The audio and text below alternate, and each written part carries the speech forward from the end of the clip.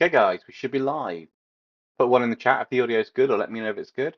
And yeah, we'll basically jump into it. We're continuing with our Eda and our Cassie Cage fusion from last Monday.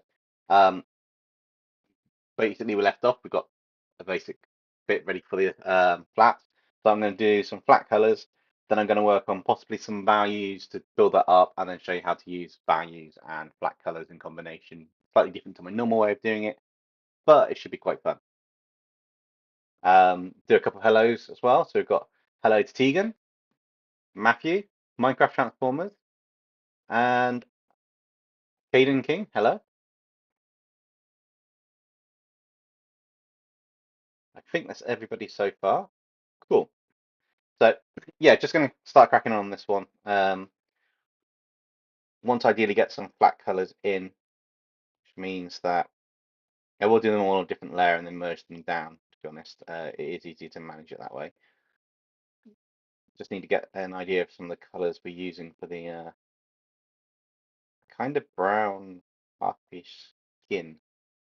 It's kind of similar color to a dress. I think if we start with some of these elements that we've got, just add the flats in, then we can start working on all the fun parts of this illustration. Um, while setting up, I did see a green screen, so let me know if you see that, guys. Be sure to shout it out. Not sure what's going on. It could be the start of the year bugs, but you know, we'll figure it out. I need to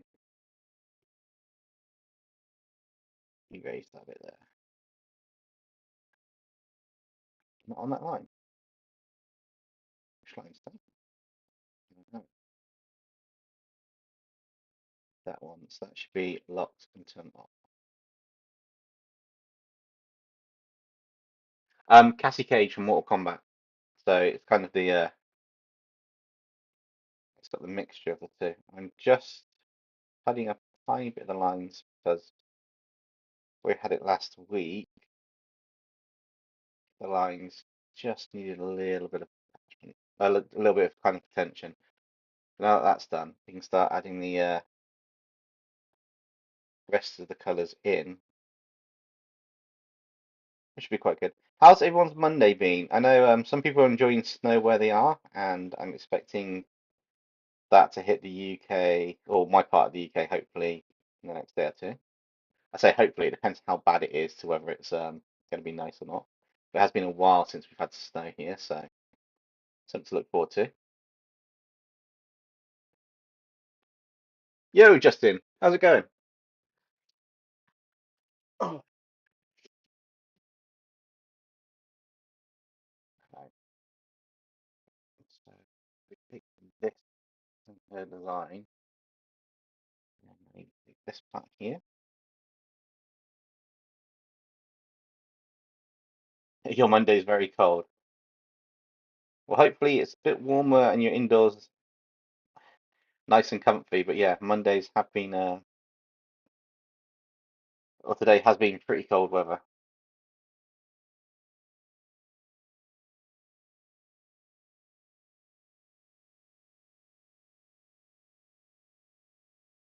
Just as I'm mad that I had to re-download my app and I think delete after. Ah, no, that's annoying when that happens. Why'd you have to re-download it? Did it just stop working, or did something just not work?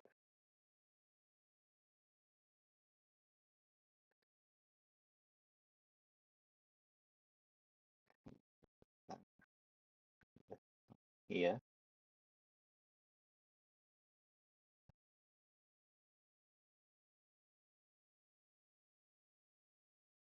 should be quite cool.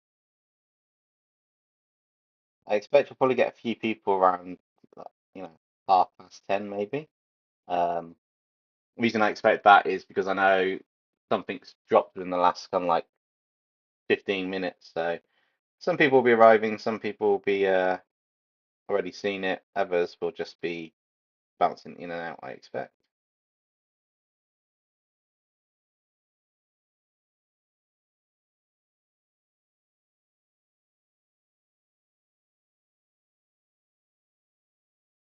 Right. This isn't going to be perfect on all these bits just now because they are Well, I'd like to get them as perfect as possible, but I know I'm going to have to tidy these feather bits up in a little bit, but that's fine. Just need to get the space color down. Hey, Kingpin. No, no, we've just literally started. I've just started putting the flats on. Didn't start till about 10 past, so you've not missed anything. Just the hellos and starting to work on the flats and stuff.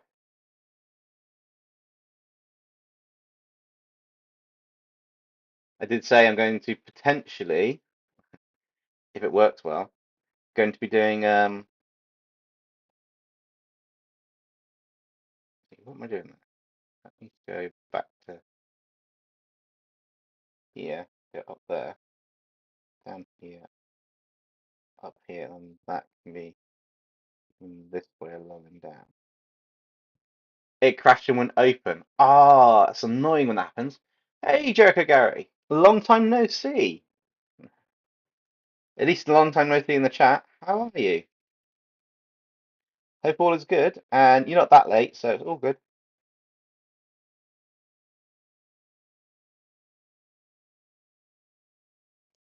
Okay, so that's fine because it goes into the dress bit on here, and then it comes down. Oops,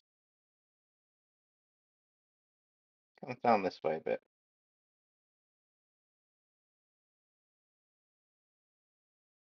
That's not a problem. It's it's nice to see you after so long, to be honest, and some of the old names showing up from the original live streams. Wow, you've got a lot of catching up to. There's a lot of stuff that's happened probably since you've been sorting your own stuff out.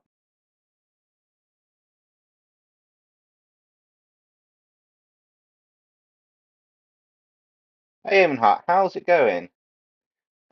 What have we got? Galanti says, "Dempsey, what has been the most exotic country you have visited? Not visit my home, but I've been to Paris, Iceland, and Rome. I've been to Turkey, Mexico, Florida, Spain, Germany, Cyprus, the UK, Ibiza. They're the places I've been to. I think the most, oh, and Mexico. Yeah, if I didn't say that right. I think the most exotic one is probably Mexico because I went to see some of the Aztec ruins and stuff, and that was amazing. It was years back when I was a teenager with the family.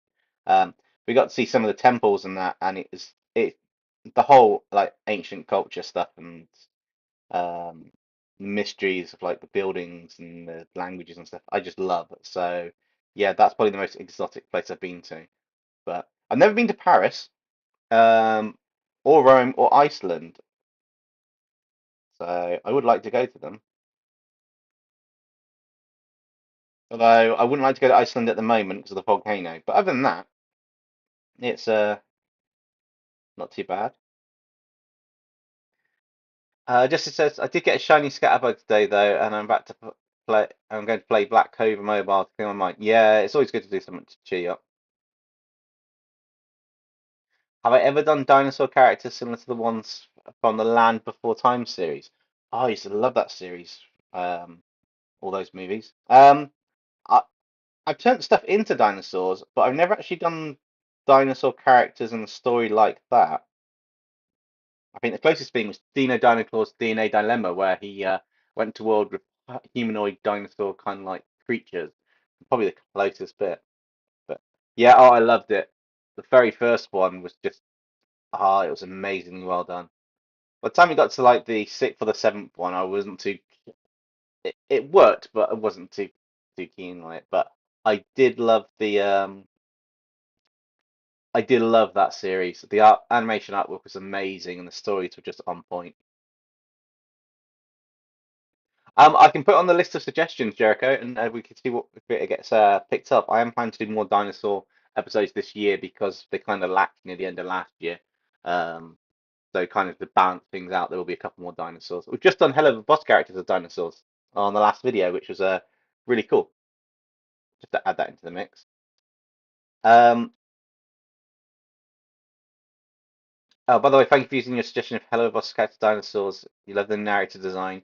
Yeah, I kind of saw a design for a narrator, kind of like an anime character, almost Dragon Ball Z style with pink hair and that those style of trousers. And I thought I like those two aspects, but I wanted to add. I already had an idea of a few things to add into the character, so it was really fun to do that series. And uh, the one that I thought would be the hardest to do came out the best, which is the Vizzaroli Ankylosaur.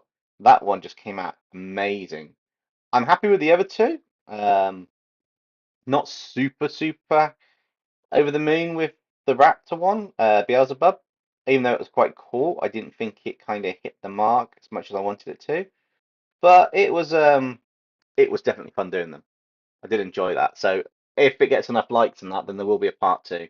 And I've seen your suggestions. I've seen Kingpin's suggestions as well. So there's a few that I've already got a list. I've kind of listed all the characters while doing that first one and put dinosaur next to each one. So I've got stuff for that.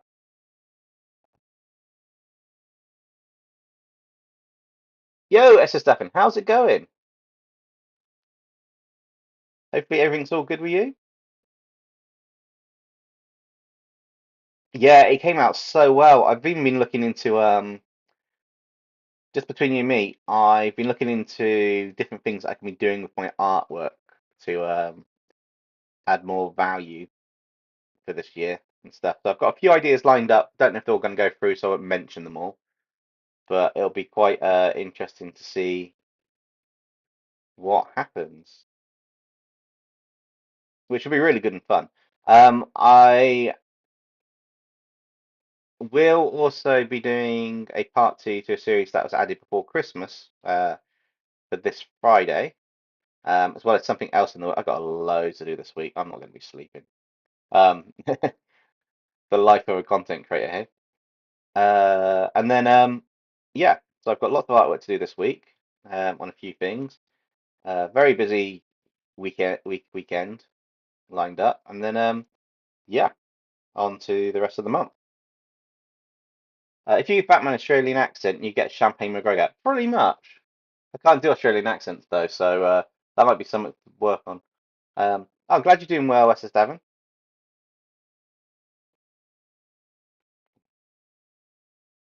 Loki, why did I let her stay? Random person. No idea, Loki. Why did I let her stay? Me. Because I gave you cat food. Cat safe food, Loki. That could be a possible outcome. I do like your little Loki mini stories, Tegan. They are quite fun. Right, that's not my hair. That. I do something like that. Yeah, I've got a few things lined up happening on the channel that I want to try and do. A few different types of videos. Some will be the story focused ones that we've got, others will be the non-story focused ones, which they'll either be more short based content or they'll be more experimenting with one or two things I think might be cool to try. Potentially new series where we don't have a narrator on it. Uh, we'll see on that one though. Ah, Caden King. It's the first video where we've drawn her, but she's been in a couple of them coming up before Christmas. She was in the Paradox Pokemonist Demons, and she was in one before that. I can't remember the name of it. She's only been in two or three, but it was quite good that I kind of got the annoying character down. Truth be told, I ended up recording, and for some reason, reverb kicked in, so they had a funky echo. So I know how to make a really cool echoey voice for something creepy later on in the year. But yeah, it's kind of a it yeah, I had to go and record all my lore last week. And it's like all the lore, the intro, the outro, and I had to do it on Friday and get the video out. I was like, no, it was just oh, it was not fun. Don't get me wrong, it's fun doing the artwork and that. It was just not fun having to re-record everything you thought you had sorted in one sorted straight away. But yeah, it's always interesting when we have stuff like that. Right, the eyes are going to match the window to the soul. Going to match her hair color, I think, on this one, which is more of a blondish color because Cassie's got the blonde color. I know her eyes and Ida's eyes in harpy mode are black. You can't really see her like eyelashes and that, but I will sort that out so you can. I can't even do Crocodile Dundee's accent, to be honest, so that's not gonna work. Does the Dinosaur turn into dinosaur form when he's mad? Because I didn't see the end coming. Um, he's been trying to control it on a couple of videos, and it's not exactly when he's mad. There are a few trigger points to it, and he's not fully got everything under his control. Um, but I kind of knew I wanted that ending from the start, and potentially because the Friday's video doesn't need a narrator for it as such. I don't have a narrator for this one currently. It gives me a bit of freedom to pause and then come back to it. Although, depending what happens, I may switch what I'm doing. Um, so need to have a look and work on that one. But it's yeah, I'm glad you didn't see the ending coming because I didn't want it to be obvious what was going to happen. I know the audio mixing went a little bit awry. I did have the audio levels right with the music to the talking, but when it exported and processed in YouTube, it seems to have impacted on that. So one of my tasks for this year coming up is to nail that because I really want to be able to do that, and I don't know why for the life of me that's happened. Because the audio levels in that have been set to well, they've been set to what they need to do. I just minused it down. I just dropped it down. It should have just, even it normalized it on the upload. It should have worked for what it should have been. But quite interesting. But yeah, it's not quite like a Hulk turning into it when he goes mad, changing form. Even though that's a popular with a lot of people. But he does have certain trigger points, and I mean the Hulk's more it is kind of similar because it is stress, but it's not in a way. So it's hard to explain. But either way, yeah, that ending was quite a fun one, and I've got things planned up for a part two, assuming it gets to that point. Well, it should actually get to that point. I do technically need to do a part two to that one. While I waffle on here, I should do a part two to that to finish that story off.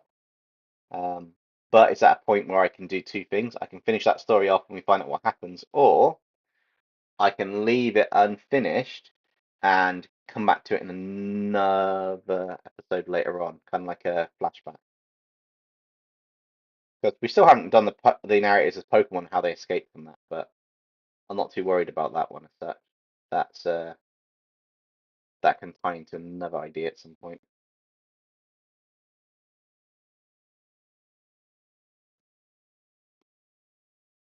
Just make sure I've got all of these. What's it got? Imagine All for One being in steampunk version. Yeah, I've got a few ideas for that one actually. Um, Galahan 19. There is a.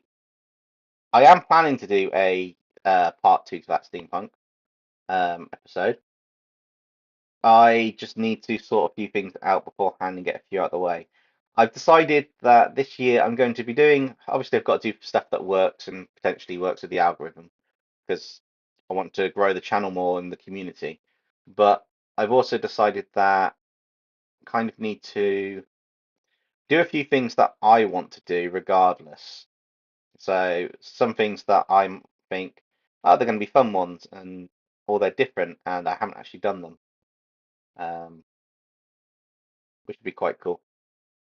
Kind of like I want to take some of my childhood programs. I've been saying this last year. I want to take some of my childhood cartoons I watched in that and redo something with them, tweak them or change them to being different genres or something. Whether that's a side project I do behind the scenes and just do illustrations, or if that's full episodes with story, which could actually be quite interesting with some of them. Um, we will see. I also want to do some more fusions this year because I quite enjoyed that. There will be some more kaiju episodes, and I want to be doing some other stuff. And if you guys haven't noticed, I've kind of gutted all the playlists out on the channel, and created I've created a few so far, but I'm going to be creating new ones and building it up, which was which will be working quite nicely. So we're going to get all the mech armors will technically be under Nexums, even if he's not narrating them. And then I'll do like a best of set of videos and stuff, which is quite cool. What else have we got? Dempsey narratives as memes. That'll be quite an interesting one. Community redraw. I've had a load of submissions. I kind of got an idea of the story in my head. I've not typed it up yet because I've got two. I'm working on two or three story things at the same time, as well as some other stuff this week, so it's going to be really busy. Um, but it is coming along, and I've had some really cool designs. Omen Hut, I have seen your design submitted. It escapes my mind right now, but I have seen it. I think I quite liked it. I usually like your designs when they come through, to be honest, which is quite cool. And yeah, it's just a case of I haven't actually had a chance to sit down properly and to get everything out as such for the redraw. I do know there are more submissions this month. I've had quite a few cool ones, and it's also been narrowed down for a particular one out of a couple for someone, so it's quite cool.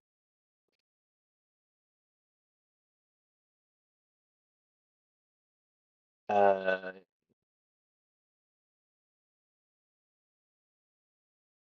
yeah, Ben, he kind of does go into Dino Hulk, but it's also got quite a unique ability because of the DNA. So I'm adding a few different abilities in. One of them was actually revealed subtly in the Raptor in the last episode, if you listen to it carefully, which is quite cool.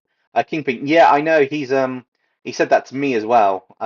He's enjoying the fact that he can some of the stuff he's done, he can kind of shift away to more stuff he wants, and I quite like that idea. Um, and I want to do that as well. It'd be quite cool. Kingpin Creations, Disney as sci-fi is a really cool idea. Yes, it is. I'll put that on the list of things to do. I do want to do something with the Disney princesses. I had an idea before Christmas, but I changed it to something else, which went down not too bad. Um, Kate says, "Hey, do you know of any other channels that have cool art or stories?" Kingpin Creations. I'll say that he's done the Amazing Digital Circus Venomized, which I really enjoyed that episode. Um, the other ideas were so the other people I read ideas down on the thing. The other people, Kingpin Creations, Al Animations. I've seen some of their stuff. Night of Arcane. Obviously there's Pop Cross. There's myself. True Green, they kind of like make their own Pokemon stuff up and give a little bit of like Pokedex and stuff from different Pokemon YouTubers, give them different stats and stuff, which I quite like those series. So it's kind of a bit of an art and bit of story. Um, I think that's it really. That's okay, Ben. It doesn't matter whose idea it was. I just thought that was a really cool idea. Seeing it. To be honest, Ben, you've listed so many ideas combined from fusions to other things. It's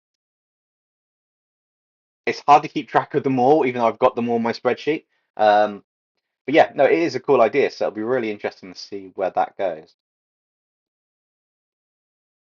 But I did, like I say, I was looking at a type of Disney one beforehand, but I changed it to be one of the other ones for Christmas last minute, just because I kind of want to do that a little bit more. I am the nard, they're both similar, but I didn't get a chance to do as many of the videos I want to do before Christmas. Before Christmas. Yo, Koi Fish, how's it going? Hopefully it's all good on your side of the woods. Right, let's sort this out. So it does blend in with the eyes, but it's not a it's not a pitch black color. Often adding a blue or something does give it a little bit of an emphasis. It's going to be really weird, guys, though. I'm doing the flats now, and then I will be turning the flats off, and I'll be working on just grey later. Just so you guys know, it's not like, oh my God, he's lost it, he's going back. I want to show you how to work with values and then take your colors that you've got and drop them down on top afterwards. a Ben 10 Alien fusion version of the Beast from Beauty and the Beast. That's not a bad idea. Yeah, okay. There are ads. Unfortunately, YouTube is you can't really do a lot to that. Um, as creators, the only way you can make any form of money or revenue is ads, and YouTube doesn't really give. Before we could like do live streams without the ads as such, but nowadays we can reduce how much you get hit by them, so you will get them. It also depends on your what you viewed that day as well. So if you haven't been watching a lot of YouTube and had a certain amount of ads dealt to you throughout the day, then you won't get a break from it, and it will drop an ad out in the video. The only annoying thing with live streams, obviously, is you can't just it doesn't continue where it left off. It keeps playing it, so you can't just you're gonna have to jump back a bit with something you're interested in or listening to, which is a bit of a nightmare, but that is unfortunately how it goes. Um, right, lips. We want the yeah. Let's give her a red lip. Let's give her some lipstick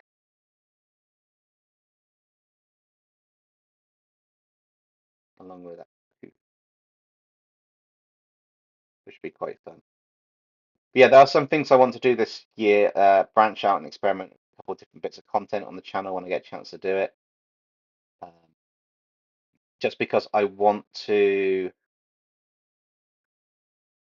There are some things I want to try in art styles that might go down well with you guys, and there's some things that probably won't. But unless I try them, I won't know. And we need to try them to be able to do what we need to do for the channel. I know I got 6.94, I think, as in sorry, 6,904. I think was the last time I looked at it. So just over 6.9K. So it's so cool and I'm looking so good to it. Garten of Van characters in the cinema story with the Ban and the Bamboline as predators. Possibly. I do have a Xenomorph episode I started and I never actually picked up on. I never continued it, which was really bad of me in all fairness, because I should have done that. I should have picked it back up, but I didn't. Um, I was going to do basically I was going to do Avengers of Xenomorph, and that will happen at some point, but I don't know when. Uh, I will just have to look into that one a bit later on to see what happens with it. Right. This is going to go. Flats the wings. Oh, that way, and there for those. Oh, that's going to be fun. Right, let's start working on this bit here. I haven't decided what colour the jacket's going to be. I'm looking at the Cassie Cage stuff, and they're greens and blacks. The colours are actually blending quite well between the two characters and what I'm looking at, but it's a little bit it's not as straightforward as you think. You could do Ben 10 aliens that Popcross didn't use in his Ben 10's Inward video. Yeah, I won't be doing Ben 10 aliens as xenomorphs. I have a different idea for Ben 10 series that's going to be potentially happening. I do want to go back to some Ben 10 stuff, but we did a lot at the end of last year, so I want to do a couple new topics and then look to go back to like Ben 10 and that. Phobias of Dragons needs some more as well. So I will be continuing with that, which should be quite good. So there will be some more Phobias of Dragons happening this year. Not entirely exactly sure. Well, I'm not exactly sure when, but it is on the list of things to happen. There's so many phobias we haven't covered, and that is a fun series to do.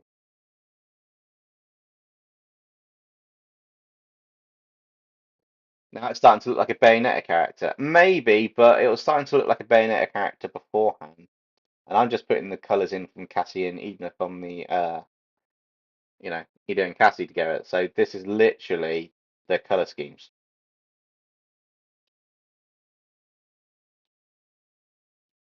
To be honest with you.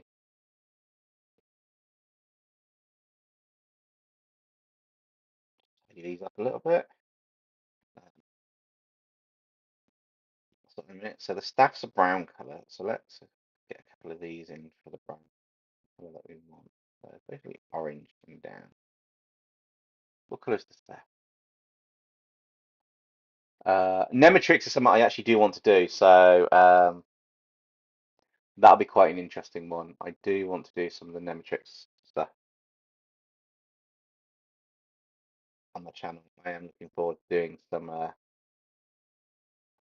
alternate alien type designs. But I'm also trying to think of something that hasn't been done yet. I want to put something into a concept or do a concept of something that whether it has been done or it hasn't been done. It's similar to. I quite like the idea of turning things into kaiju at the moment. I really do like that idea.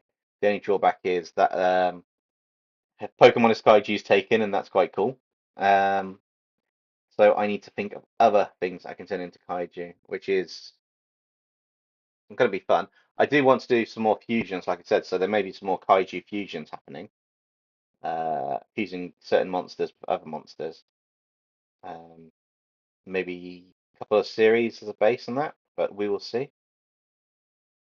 Plus, there's so many ideas and not enough time to do them all. It is insane. Uh, Eminhart, you've got an idea for the community redraw. Fire away, and I will potentially add it to the list. That's all I can say at the moment, and I do apologize if it's a bit tedious, but there is a long list of video suggestions, video ideas by you guys that I've got. I try to get everyone's suggestion, or at least as many suggestions as I can from everyone, into the list of possible video ideas, and then I then have a chance to filter them down when I do some YouTube admin. Um,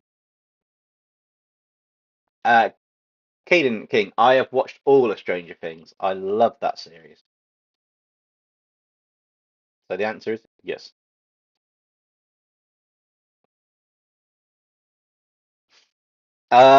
You ask this every time, Gallaham 19. I've literally still only got the next two, maybe three tied out. The jungle one's in there somewhere this year. I've got that one planned out. There's a bit of a gap between them, but I've basically got, in terms of planned out, I've got a rough idea of the themes planned out. In terms of the storyline, I've only got this one planned out. Um, Basically, it's pretty much just the January redraw. I tend to, because the content can change dependent on what's actually being done story-wise that this month, and I'm kind of slightly gutted because there's a bit to the story I haven't actually put anywhere yet, so I might actually have to. Oh no, that means I got to change. Okay, I've got to change what I'm working on for Friday now, I think. How many weeks we got left?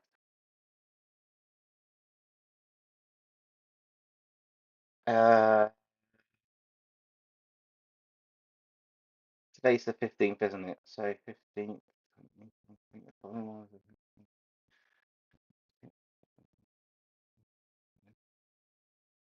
Yeah, I might have to change my original plans for Friday. I'm glad I haven't put any teasers out yet. I have to write a new script and get that working, but no, that's fine. I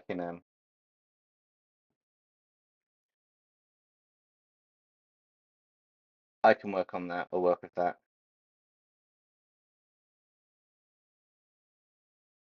Just completely realised that there's a crucial part for, unless I change the redraw story, there's a crucial part for it that has not happened yet. That'll be interesting. There's two more Fridays this month. Yeah, that means that's two more videos and one's got to be the redraw. Oh my, yeah. So there's this Friday and then there's the next redraw one. But I've also I'm changing some up on one of the days, so that's on the day. So that's bonus content. So I'm remembering to myself a minute. Just I'm trying not to make it so you guys can hear me. Um, okay. So that is going to be interesting.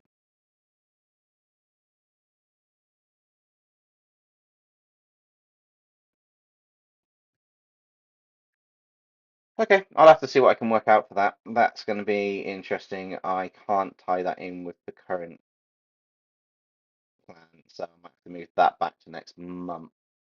Okay, I've got to swap a video around. That's fine. Friday is not what I had planned, and I'm glad I haven't said what it is yet. But yes, I did want something, a particular topic done this Friday, but I can't do that. So yes, Omen Hart says, so for the community redraw, and since you want to do fusions, narratives versus subscriber monsters fused, that'd be quite interesting. Yeah, I do want you guys to do something fusion wise on some of the submissions. I do want to take some of your designs and fuse them. One, it gives me a chance to do more characters from you guys in a video and a story. But two, I will warn you now, if I fuse them, I'll be taking aspects that I think from both of them. So your characters might get nerfed. Um, if you're happy with that, perfectly fine. If you're not happy with that, tough. That's the price of submitting. I've taken a stronger stance this year on stuff. So yeah, it's going to be quite interesting to do. Now I need to think of what color to do this jacket on her. I'll tell you what, I'm going to drop a color in. Potentially a blue. And then we can change the color of this jacket afterwards. I just need to get the bulk of the jacket in, and then off we go. I know there's some bits I haven't added flats to yet, but I'm just trying to work on the main sections that we've got currently.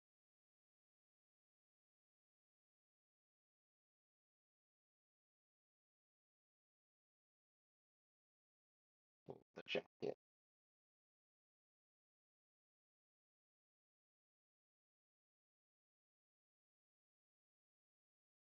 The trick is to get the beautiful thing is you can use hue, saturation, and brightness to change the colors of what you've got. So now on this layer, I can literally go hue, saturation, brightness, and I can just see roughly what colors might work with it. And I can change the saturation or the brightness to see what colors I want. I mean, the other way to do it literally is to select the layer, have the color fill option on, and just work my way through the color slider. There are two ways of doing it. Color slider is sometimes a bit easier to do, but it is one of those things where it just depends on what you want to do. And I says, how about asking subscribers either a fantasy character or sci-fi character, and then you can just fuse them together, something like that. Both are quite good ideas. I do like the idea of taking two opposite genres to fuse together. Similar to how the dinosaur had cybernetic legs, which I thought was good. And then, have you ever seen the show Chaotic? It's an animated series about a trading card game, which game switch cards some weird but cool monster designs. I'm not sure. I might have. I've seen a load of like trading card games of it, like Vanguard, basically with monster designs in it. I've seen Vanguard. I've seen Shadowverse, which is kind of similar to it, but they don't have cards.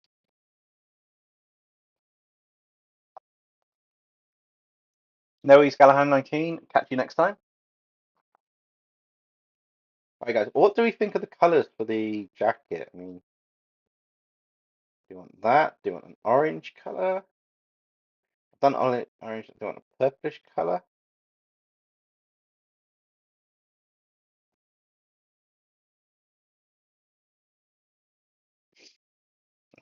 Yeah, that would probably be about right. Um, what do you guys think? What color should we kind of do? I kind of like the bluish color, but I don't. Maybe we should go with that one. Although she does have kind of like this green color. Yeah, we'll go with the green for now. These are only flat colors over the top, so once I've got the flats done, then I can do what I need to do. We will adjust bits with gradients as well. There are two ways of doing this. I'm doing this for flat colors, so we've got a reference to the color more than anything else, the color pick. So now what I can do is I can just merge all these down because I've got enough in there. And then we're going to be doing what most artists do for a detailed illustration at times. So we've got that, we've blocked that, it's flat, we colour that off. You have a multiply layer, you take your colour. Now this is quite a lighter base colour, so I may actually want to darken that down a little bit first. You have a multiply layer.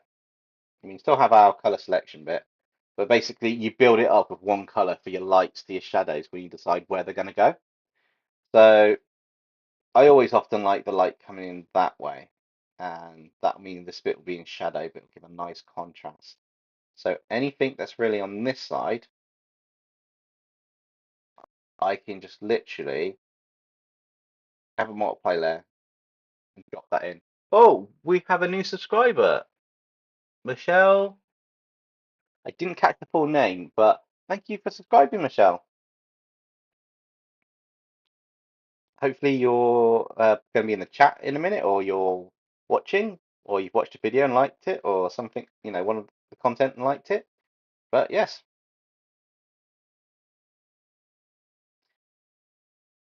Yeah, I got funkier glasses than normal on. I got some cheap glasses on, just in case you guys are wondering what's up with my new glasses kind of like style. Um, they are temporary.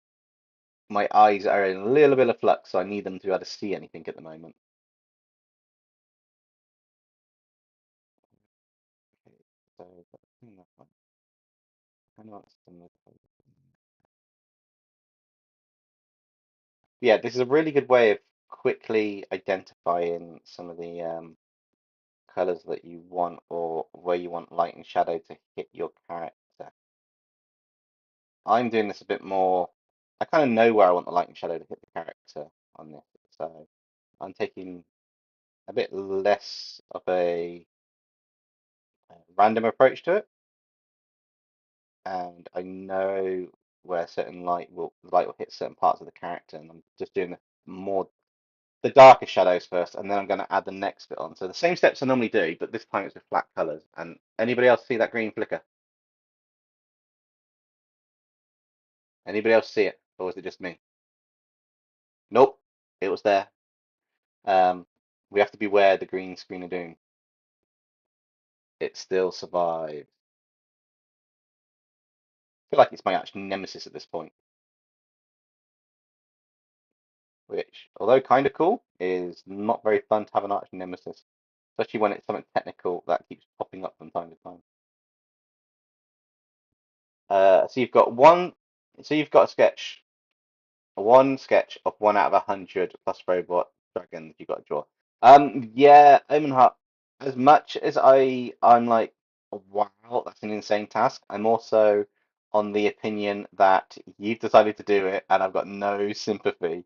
Um, However, best of luck to you. I think it'll be amazing when you complete it. Just do one when you can and schedule it in, and just keep going through them. Uh, the best, probably the best advice we can do. But yeah, I am looking forward to seeing some of those designs when they're done. It sounds like a pretty cool concept, so I'm definitely looking forward to it. Okay, so I do that there, like that, and that's going to go with that. So we'll cover that bit up there.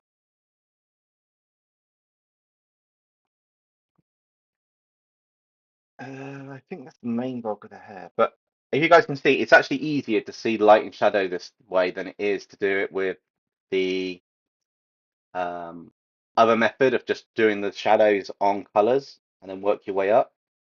I mean, it makes no overly difference, but it just takes all the chaotic busyness of the actual colors being on there out of the way for you to work on them later. And then I can show you a couple of ways to add colors afterwards, which would be quite cool. Um, yeah. Also with these, I'm trying to supposed to do it. I'm trying to think how it will go. It's more of like a shell cell rendered shading, like with like anime, like Dragon Ball and that. I still have I still have yet to do a whole lot of drawings of my upgraded Bionicle. You've got a lot more well, you've got as almost as many drawings as I've got to do. I think last year we did at least at the video ones that I had available by the end of the year, we did about I think I had 219 to select out for the top 23. That was quite challenging. But yeah, it sounds like you're going to have just as many drawings as I do in a year to do for your stuff, which would be really cool to see how they turn out. Just do a little bit here and there, just little and often. That's the only thing you've got to do, and have fun when you're doing it.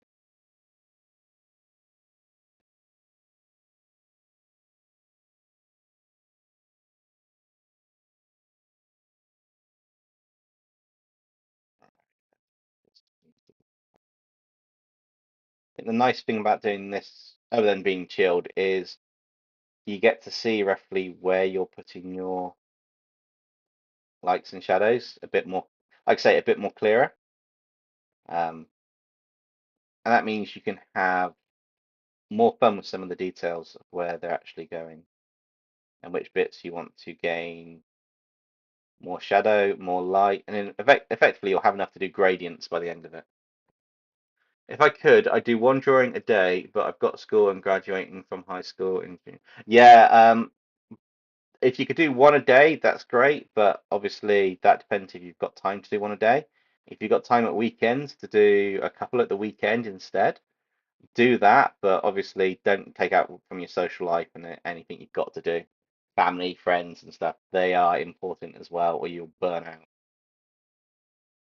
Which is what a lot of creators are doing now. Of course, between YouTube's not promoting or pushing stuff out anymore as much as shorts, and I don't really care what anyone says. It is pushing shorts out more. It's trying to rival TikTok, with lives and shorts getting the best push out of it compared to normal videos. That's why all these big creators, like, they're just literally struggling to make content, and they're just stopping it, and they're just handing over the reins like MatPat, or they're just quitting YouTube after a decade of doing it, because it's becoming harder and harder for these larger creators, unless they make more and more content or bigger content, they don't get that balance, and it's burning them out. But yeah, it's a bit of a shame because I wanted to do a video, map pack type video, or mention it in a video coming up, but I have to jiggle my schedule around that just to make things tie out and match a bit better for where they should be.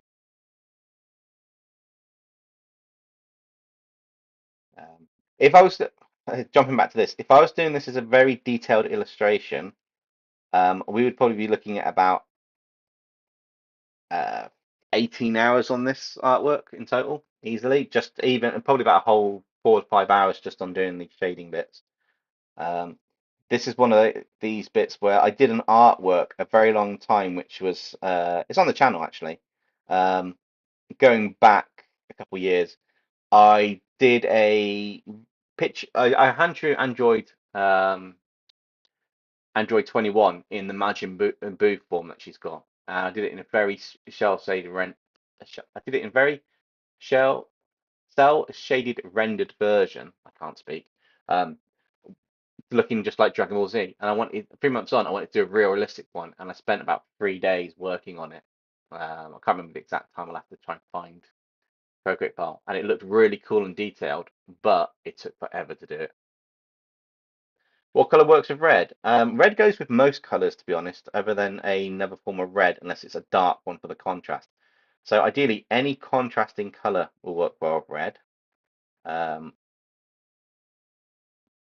Blue works well with it, but let's have a look. I'll help you out, Deegan.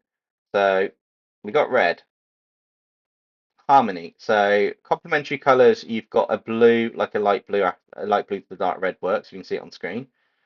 If we change complementary to split complementary, then you split those two out, and that, from that red, you kind of get a green and a blue. Kind of work with that. Oops, go back to the red in question. Uh, Maybe a pinkish color can go with the red. But basically, blues and greens tend to go quite nicely with it. Or darker contrasting colors. You just want something to contrast against it.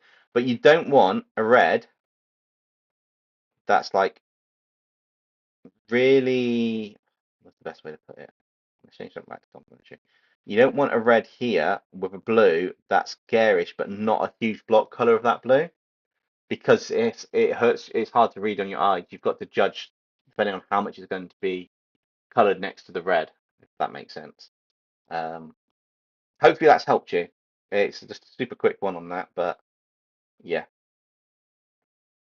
it does often depend on what's happening to, like what you're needing the red for, or what the red's going to be against in contrast also plays a factor on it.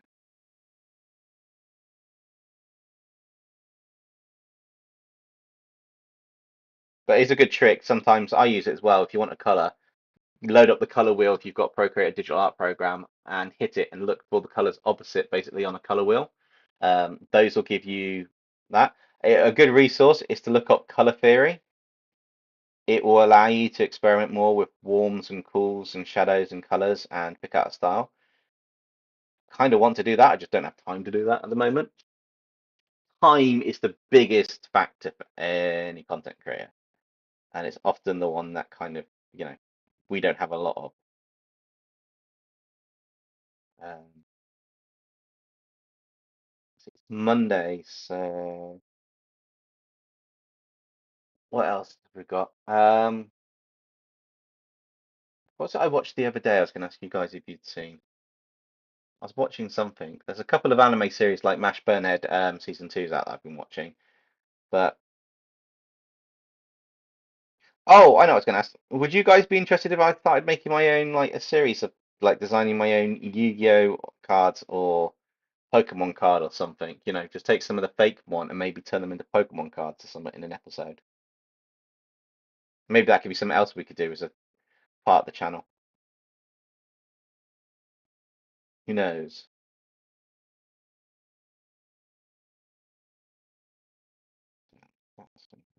Yeah.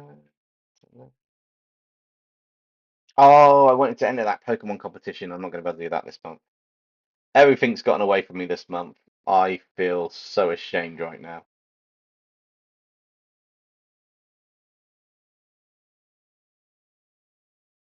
They got the yearly Pokemon contest that happens at the end of the year. I was going to design a day in the life of the Pokemon. You've got certain ones given. I was going to do an illustration for it, but I don't think I'll get a chance to.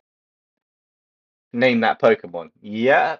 Or name that fake one. Kane says, I've been drawing my team of knights I made, and I like the two I've done so far. That's awesome. It's always good when you draw something and you like what you've drawn.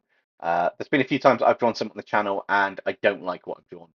I like some of the video artwork in a video, but some of them I look at it and I think I could do so much better than this. I reckon if I did it again, later on down the line, I'm going to take some of these older ones that I don't like, and I am going to redraw them in a video. I might also, I know we don't have a lot of members on the channel, but if we can get more members and stuff to pick up, I might start member only streams with top tips and stuff, or some extra for Patreon that gets done here and there. Um, Again, it is finding time to do it all, and I do have so many ideas that I've got to try and balance out, but I need to figure out a smarter way of working on a few of my things that I do. Because unfortunately, as much as I'd love to, I don't do this full time. I do this in my hours outside of work, which a few of you guys in the chat do. I know Kingpin does his videos similar to how I am, in a sense. Pop Crush used to, and then he eventually managed to get full time, which is the long term goal is for me to be able to do this full time. I just need to really figure out what's going to continually work well and to do it. Oh, anybody hear about the controversy of Wacom lately? They used AI art on all their promotional material for Chinese New Year on their thing, and it wasn't drawn by artists, and everybody spotted it. Oh, that'd be quite cool if you use them in videos.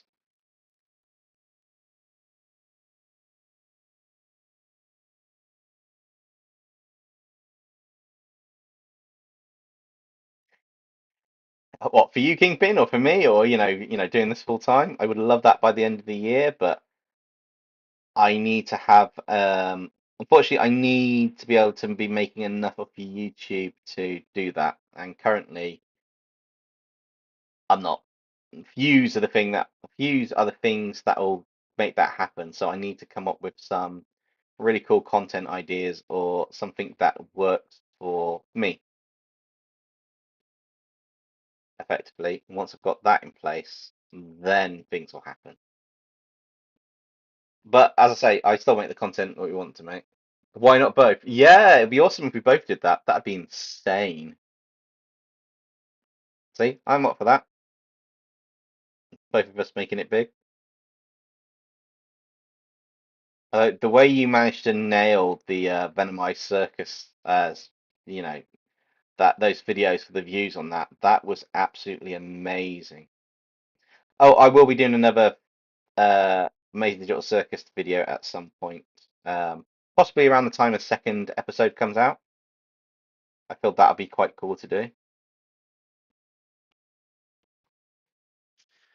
Do you have advice on starting YouTube? After watching your podcast, I often want to do the same but different.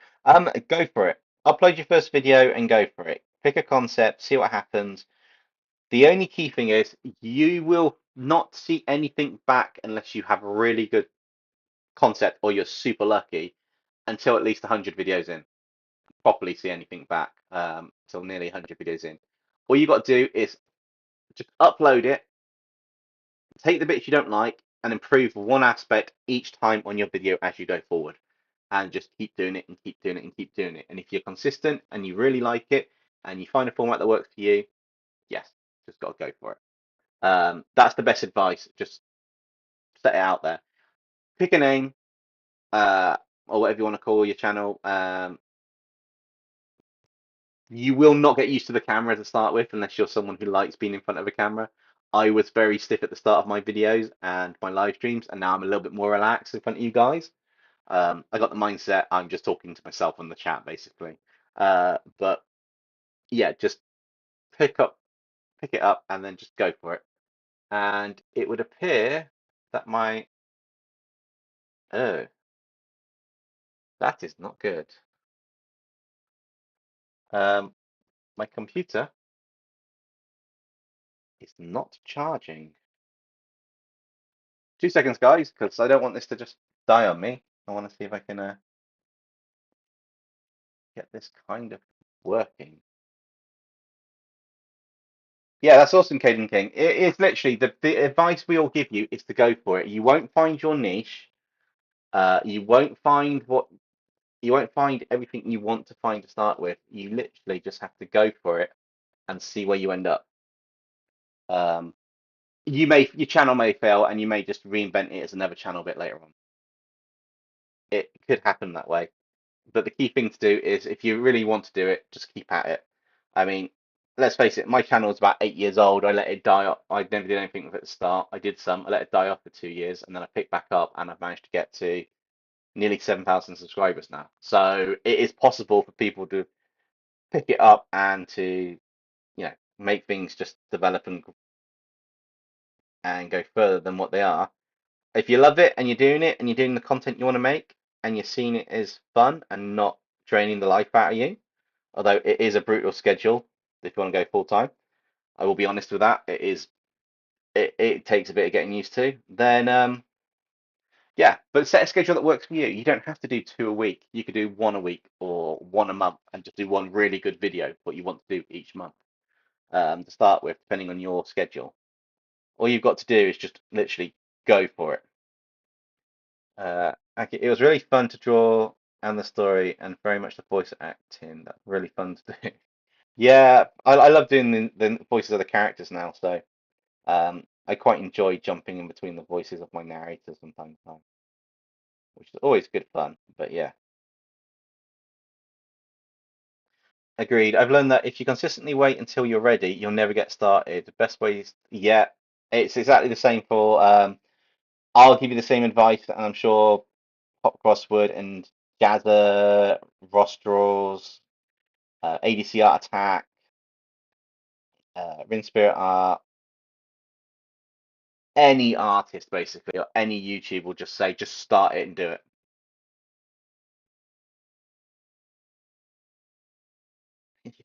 Yeah, I don't think I'm good enough to do a voice actor as such, but I could have some fun. I could probably do more of a piratey voice like Erenfold, like a barbarian or type of Slayer character. That'd be quite cool. But yeah, that's also one of those ones where it's like, yeah, I'm not really sure about being a voice actor. I like my drawing too much. Although I could draw the characters I voice act for, that'd be quite interesting. Oh wait, I do. That's my career at the moment. Um, but yeah, it's fun. It takes a while to get used to it, but to put the voice on. My problem is I can't do accents very well, which leaves me limited on some of the content to do it. Um, don't get me wrong, I'm sure I do a pretty good job on the ones that I do, and I'm getting better each time I do them. It's just a case of having to figure it all out. Is sometimes I listen to it and it doesn't sound like the narrator how I want it to. And obviously that's because whether you're a bit under the weather or you're tired or something, that all affects your voice. I'm surprised Justin hasn't given me anything to actually work on, like narrator things to say or anything, but the night is still young. And hopefully in a minute, the computer will start charging. It says it's not charging, it's on 24%. Worst case, I might have to disconnect the monitor and then look at it through, shift things around a little bit to continue the stream. Um, we'll figure it out as we go along. But yeah, as I say, oh, and for tonight's stream, at least I want to get these grey flats done, like a light and shadow version of this, almost completely done of what I'm doing here. So by the time we get to part 3, I can show you how to color it with color gradients or with the multiply layer at the top. And the idea is for the live streams, I want to try and give, even though we hang out, we chill and we chat and that, I want to give something a bit more back to you guys. So other than answering your questions, I want to actually fill the live streams with a few tips on how to do things with drawing.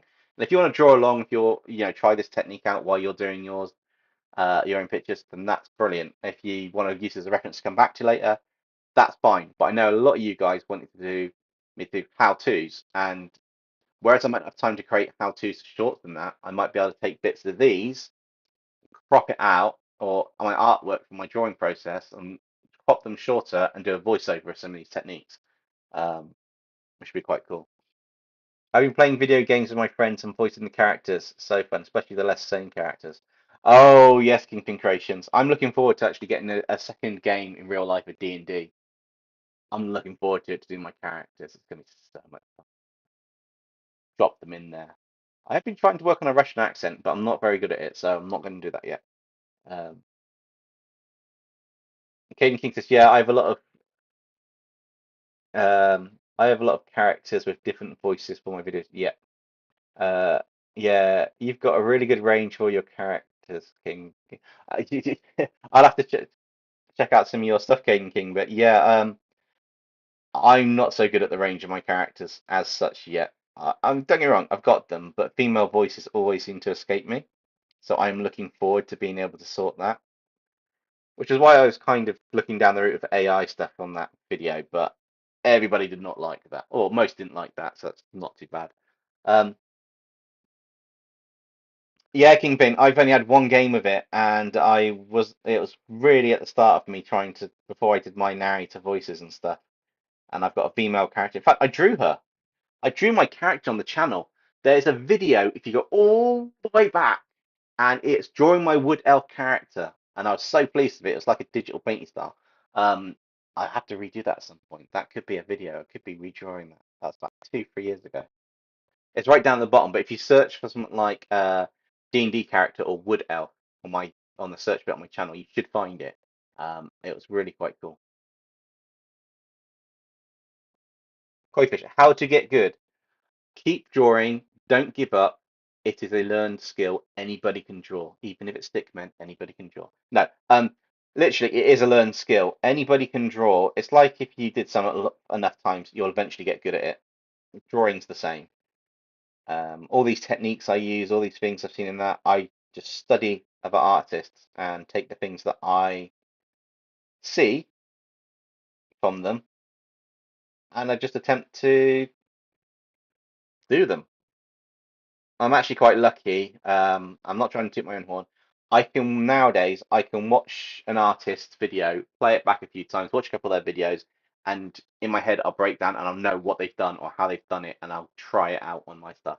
And I've been doing it. So like the Hello Boss, like the rim lighting, instead of like where Pop Crosses does a thin line around the outline, I've been doing much thicker sections going around. I'm trying to section it out around certain bits and pick it up with a solid color first and then make it go down. It's a technique I saw on another artist channel, and it was really, really nice and really good. And I'll link that at some point in the comments or on a community post. I'll do a shout out to a couple of artists. Um, so it'll be quite interesting. Ben says you could turn race car drivers into Transformers. What, like Speed Racer and stuff?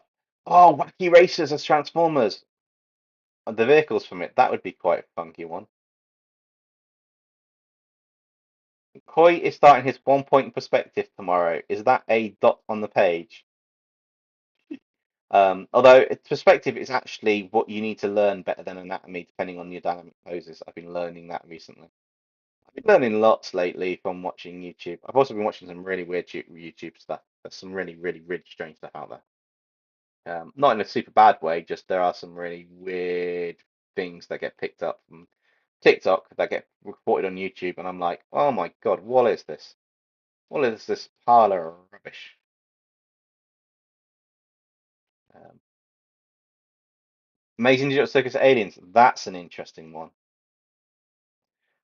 I'm not being funny. I nearly did my own spin on the Amazing Digital Circus Venomized after. I mean, this was before yours blew up the Kingpin. This was literally. I saw your concept and thought, "Oh my God, I wish I'd thought of that."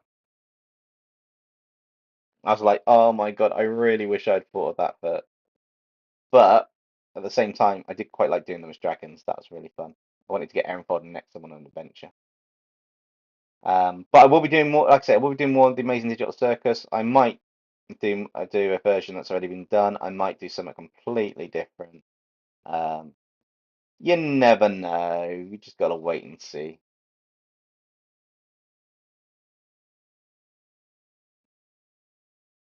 You'd love to see my take on it if I decided to. Well, since you've given the go ahead, then I will consider doing it. Because I didn't want to pinch the idea. Um, I never want to just do an idea unless there's been a bit of time between someone doing it, or it's just coincidence that I've done it around the same time. Um, a lot of YouTubers will take an idea they've seen and then just do their own spin on it. Um, I feel that although that is a good mentality to have, like um, I want to do something with FNAF, but I didn't want to do them as like dinosaurs or kaiju as such. I wanted to do them as Jaegers, take them robotic part and do that. That took a while to figure out because the channel often gets associated with Popcross, and I have had some negative comments given to me for the fact that I do a similar thing. Just say, nah, just watch this video. Point them to me and Popcross in a video together. But no, um, because my channel often gets associated with Popcross we're doing similar things on like the British version of it. Um, I do like to try and differentiate if I'm doing a similar topic, what I'm using or how I'm portraying it or what aspect I take to it. So if I did Pokemon as kaijus, or or what a Pokemon were in the Godzilla universe, like he does, I'd probably look at Pokemon as Jaegers or some kind of hybrid Jaeger kaiju type concept, like on Pacific Rim, and take those aspects and use that for, if that makes sense. Um, uh, and I know I could probably take a concept he's done once or twice and do it on mine, and he'll love the fact that I've taken my own spin on it. I'll put credit where credit is due. If it is heavily inspired by something he's done or he's done it, like the Pokemon SCP, I will put a shout out to it. I'll link one of his videos in, or I'll mention his channel, and I'll just say it's inspired by that at the start. Here's my take on it, and go for it. Which I think is perfectly fine doing that. I don't have any problem with that. I don't think people should have a problem with that, as long as you do your spin and you don't just copy the story and the designs and they're almost identical. Pick different ones, do a different story, put in a different scenario, and go for it. If that makes sense to you guys, it kind of works nicely. Um, in that respect, because it gives credit where credit's due. And the biggest thing I see on a lot of channels on YouTube and stuff is, especially reaction channels, they don't give credit where credit's due to the source or where they've got the idea or what they're commenting on. And it's a shame because, in all fairness, why not? Koi Koifing, Koifing Gaming, no, Koifish Gaming says dots on the page with lines to give proper 3D frames to reference. Nice. King of Coach says, "No, you're fine. I have no problem with it.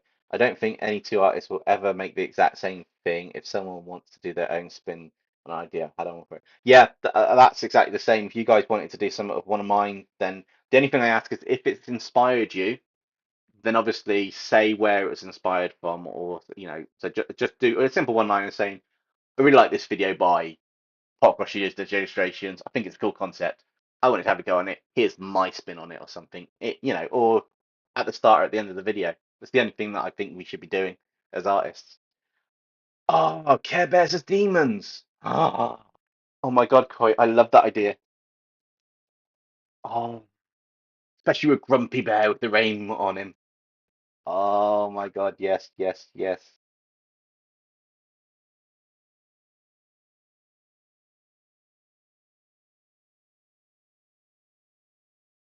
Sorry.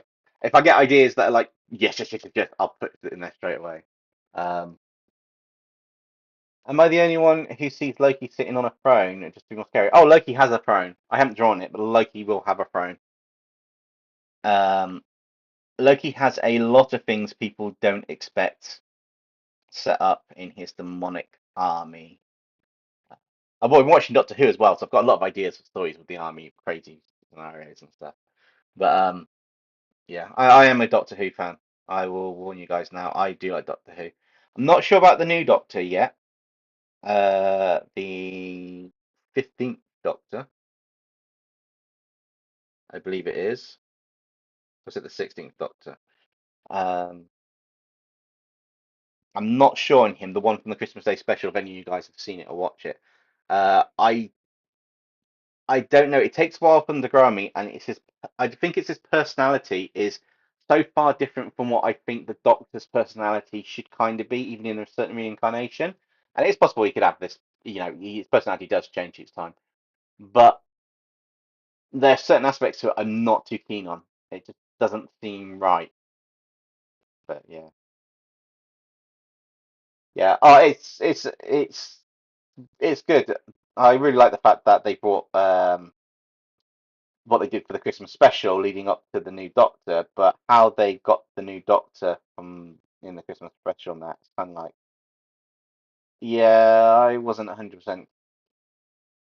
I don't know, it just,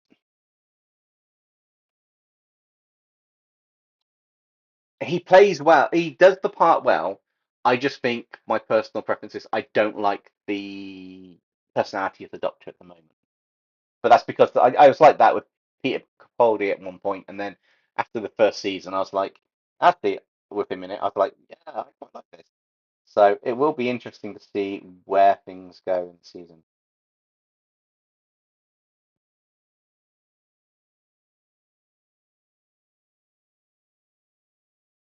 But yeah, it is interesting to see. I have had people request me do some Doctor Who stuff on the channel, and I have been tempted to, but I keep forgetting to do a Doctor Who episode.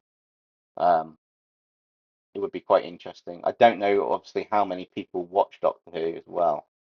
It'll be a new audience, but if people come just for the Doctor Who episode, it's like then I've opened up to a franchise I won't be doing very often. Oh, that'd be quite cool, actually. Oh, that would be a really interesting one. It has to be a female transform as well, because the TARDIS is female in its personality. Um,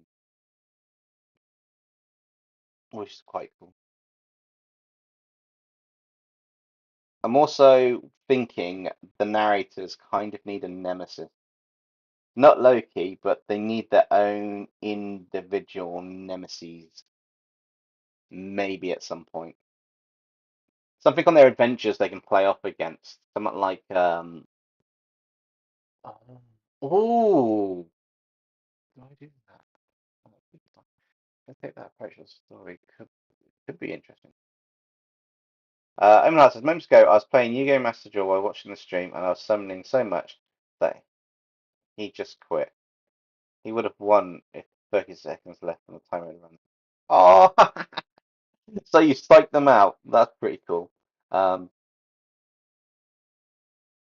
yeah, I don't get why people play games like Yu-Gi-Oh! And like online and stuff, and they get fed up when people like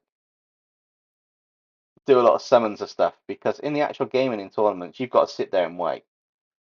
There's no two ways about it. You have to sit there and wait it out. And you have to.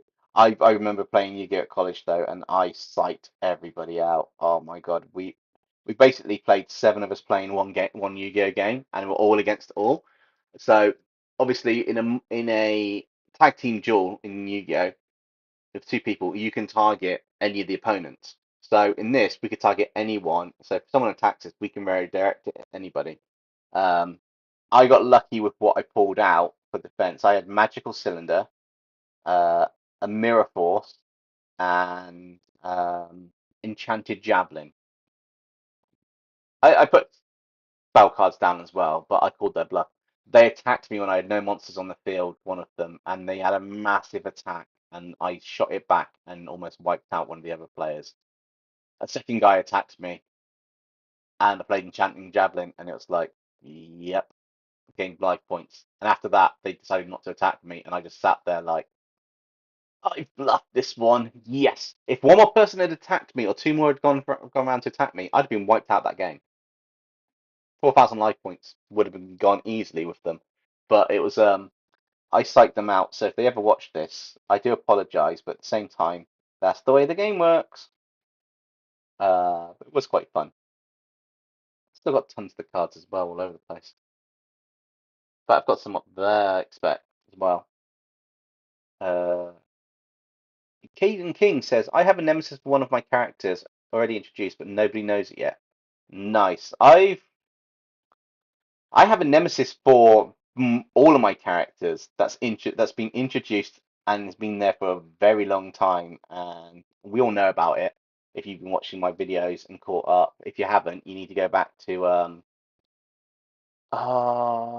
you need to go back to one of the Phobias as Dragon episodes from last year. Not Phobias Dragons, was it? Uh, well, Paradox Pokemon is Demons gives a hint of it. That's the most recent one with it in there. But one of our narrators, spoiler alert, if you don't want to hear this now, then please mute your microphone. I'll give you the count of five, and then I will say the spoiler. One, two, three, four, five. Demonica Darkstorm's a double agent, which is why she was speaking with the Demon of Souls in the Paradox Pokemon of Demons episode. Because of which, it does mean that the other narrators don't know she's a double agent yet, working for Loki, the main bad guy of the story. I'm not spoiling anything by saying that because I already revealed it in the videos. But if anybody hasn't seen it yet, you had your chance to, and tough. You had your chance to mute me or turn me off and that, and then yep, you haven't. So that's what's happening. But yes, and I do have other things happening within the storylines as well. Um, there were a number of reasons why Velocity Raptor was introduced, not only just to be annoying for everybody, because I really wanted an annoying character with a voice that's just a bit high energy but a bit in your face. I wanted to also tweak a bit. Okay, so we've got that first one. So what we're going to do is I'm going to actually cheat a little bit now. So I'm going to add. What happens if I do an overlay layer? What does that look like? Uh, that's the darkish color, so that needs to be an add layer. Add and duplicate that. So the idea is, now I've got that done, I want the technically the main bulk of the shadows done. I want to start working on the highlights. And because I've got an add layer on this, I can start working on how it goes. Now I haven't really worked on the gradient side of things on the two layers in between. That's going to happen at the end. I want to do the contrast of the highest point to the not so highest point, to the bit where I think that we should have potentially a glowing aspect to this on the eyes or something. So I can work on where I think light should be hitting it to give it its kind of main aspects. Because I know these are wooden eyes as such, but I know they glow when magic's done.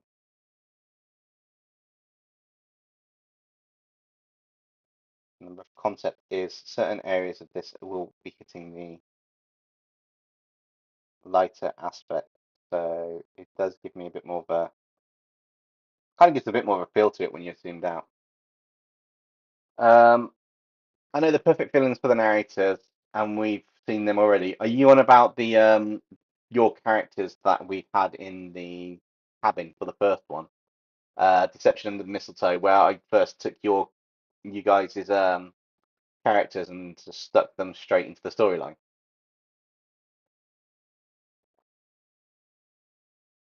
Because some of them will be good for the narrators as villains, but I'm after Nemesis. So potentially, I may be introducing some. Oh, what's the best way of doing this? I don't want to stiff spoilers. If I do it, the narrators will be having more interactions with certain characters that will be introduced later on. Kind of like the relationship between the Doctor and the Master in terms of keeps popping up and annoying them, but not the same relationship because that won't really work with some of these characters.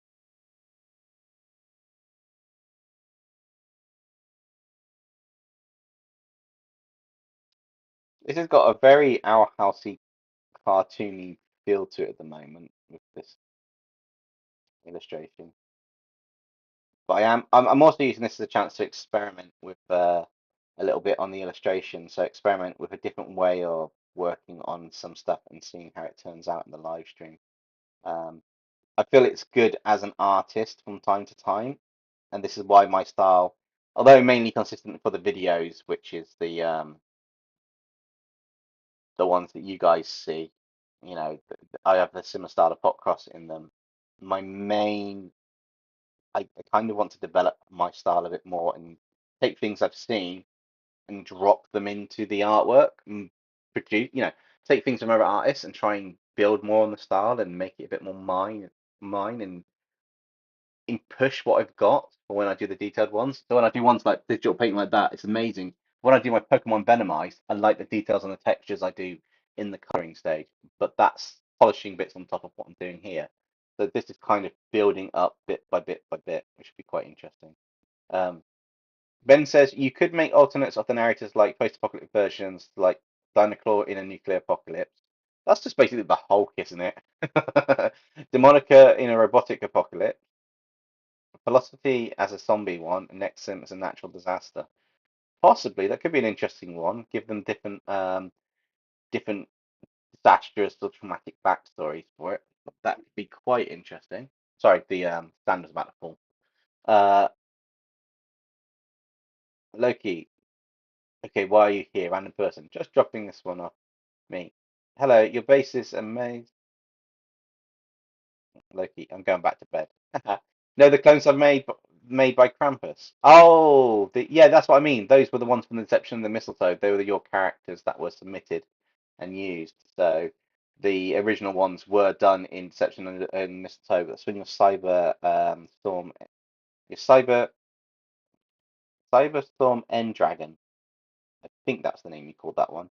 That's when that was introduced, and when they all got absolutely handed to them in the cabin, starting them on their growth journey. Um, that one is probably the one you're on about. Yo, Animations, how's it going?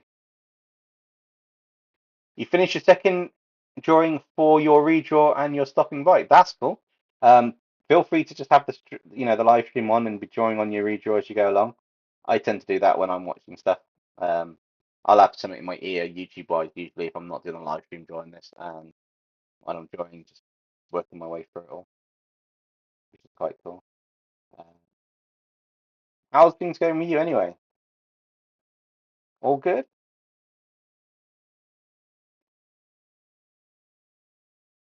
And I'm just working through the this illustration. I'm trying to work on focus on the lighting and shadow and where it would hit and how it would highlight different elements or angles, and just working on a contrast basically on this. And then once I put the next lot of shadows on next, and then lastly the gradient highlights, it should tie in really nicely together. And wow, it's not charging. Give me a second, guys. I'm going to make it so the laptop charges, but it means that I do lose one of my monitors, although I don't really need it anymore. Just give me 2 seconds, guys, and I can sort this out so it starts charging. I want to hear a noise in a second. Cool.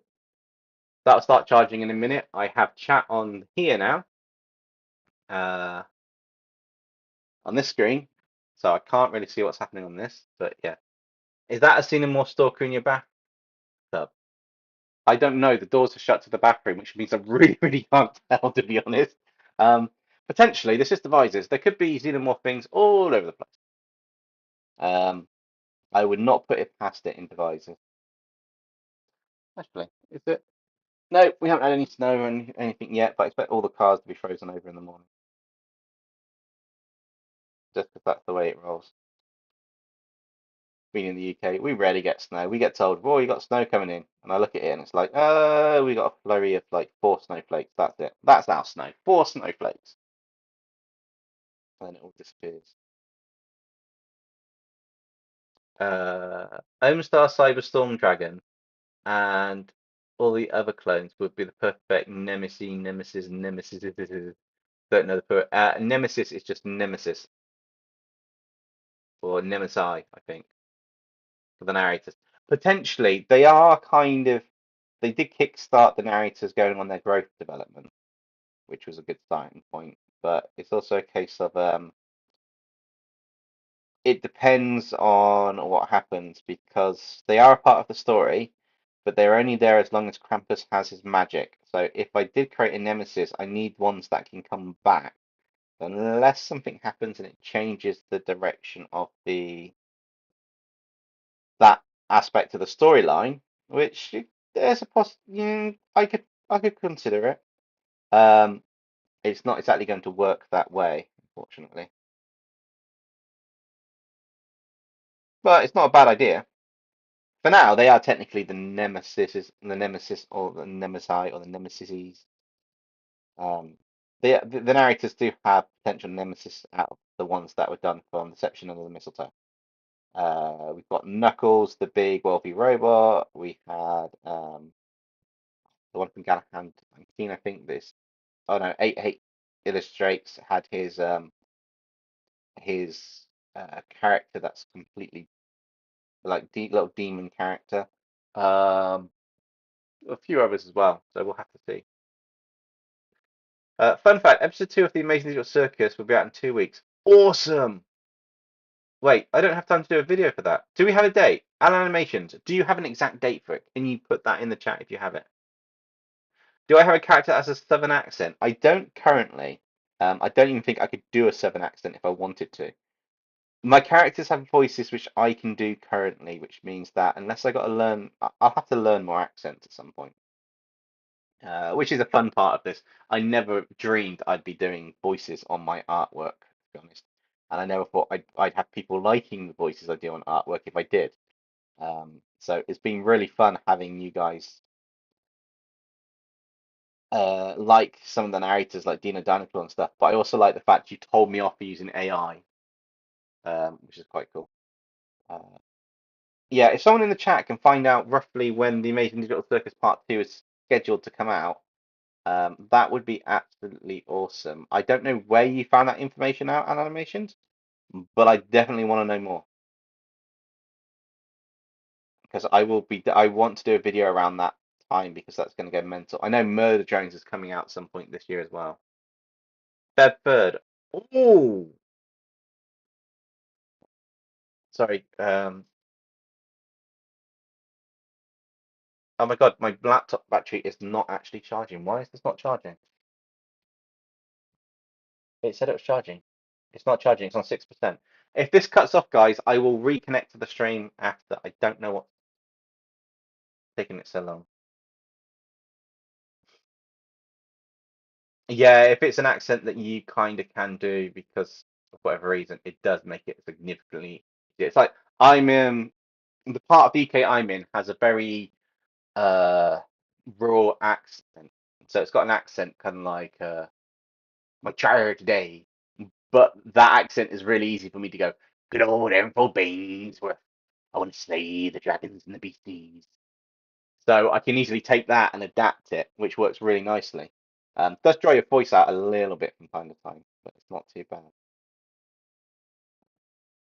I am just concerned that this stream's going to get cut short by the laptop dying on me, which I don't want it to do, but it's not showing a charging symbol, and it's at 5%. I don't know what to do. This is not the usual thing that's happening. And it does say it's charging. It had the power bit come on, but that is saying 5%. So why are you not doing what you should be doing? Uh,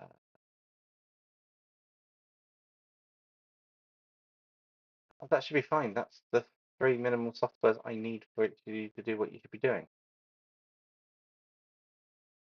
So guys, I am still here. I'm just trying to figure out what's actually happening. Omar says, well, I mean, we don't know how strong Compass Magic is. It did split my robot dragon into three, a clone, a different robot, and a hungry hive mind, which has caused me to create more robot dragons for one of them. Yeah, that is true. With your universe and your story plot that's tying into it on your canon events, it has gone absolutely haywire, which is really cool. It's just figuring out what's happening on that. And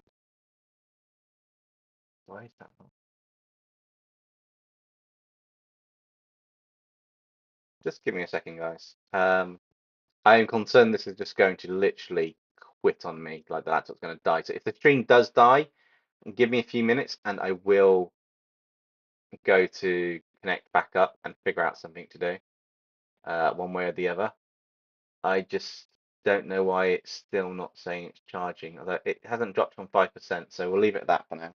As long as you guys can still see everything okay, I think that's the key thing. And I will just pray this starts charging up shortly. It's rumored, but currently there have been 3 leaks, and it seems there will be one new character at least. It's a yoga girl with long limbs. Oh, that'd be quite cool. That means we've got more characters to work with on the story. I just got Poppy Playtime flashbacks when you said that animations. Yeah, I do need to do something with Poppy Playtime. I wanted to do that before Christmas as well. I wanted to do so much before Christmas, and I just tweaked them based on what was working. So I have so many more things I need to work on and sort.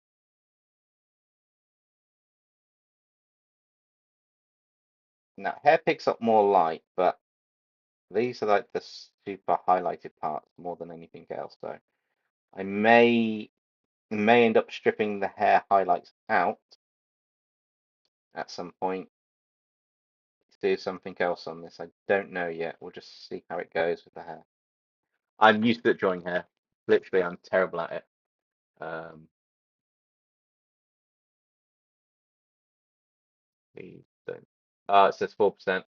Okay, this is probably going to die on us. Um, give me a minute, guys. I'm going to try and figure out something for this.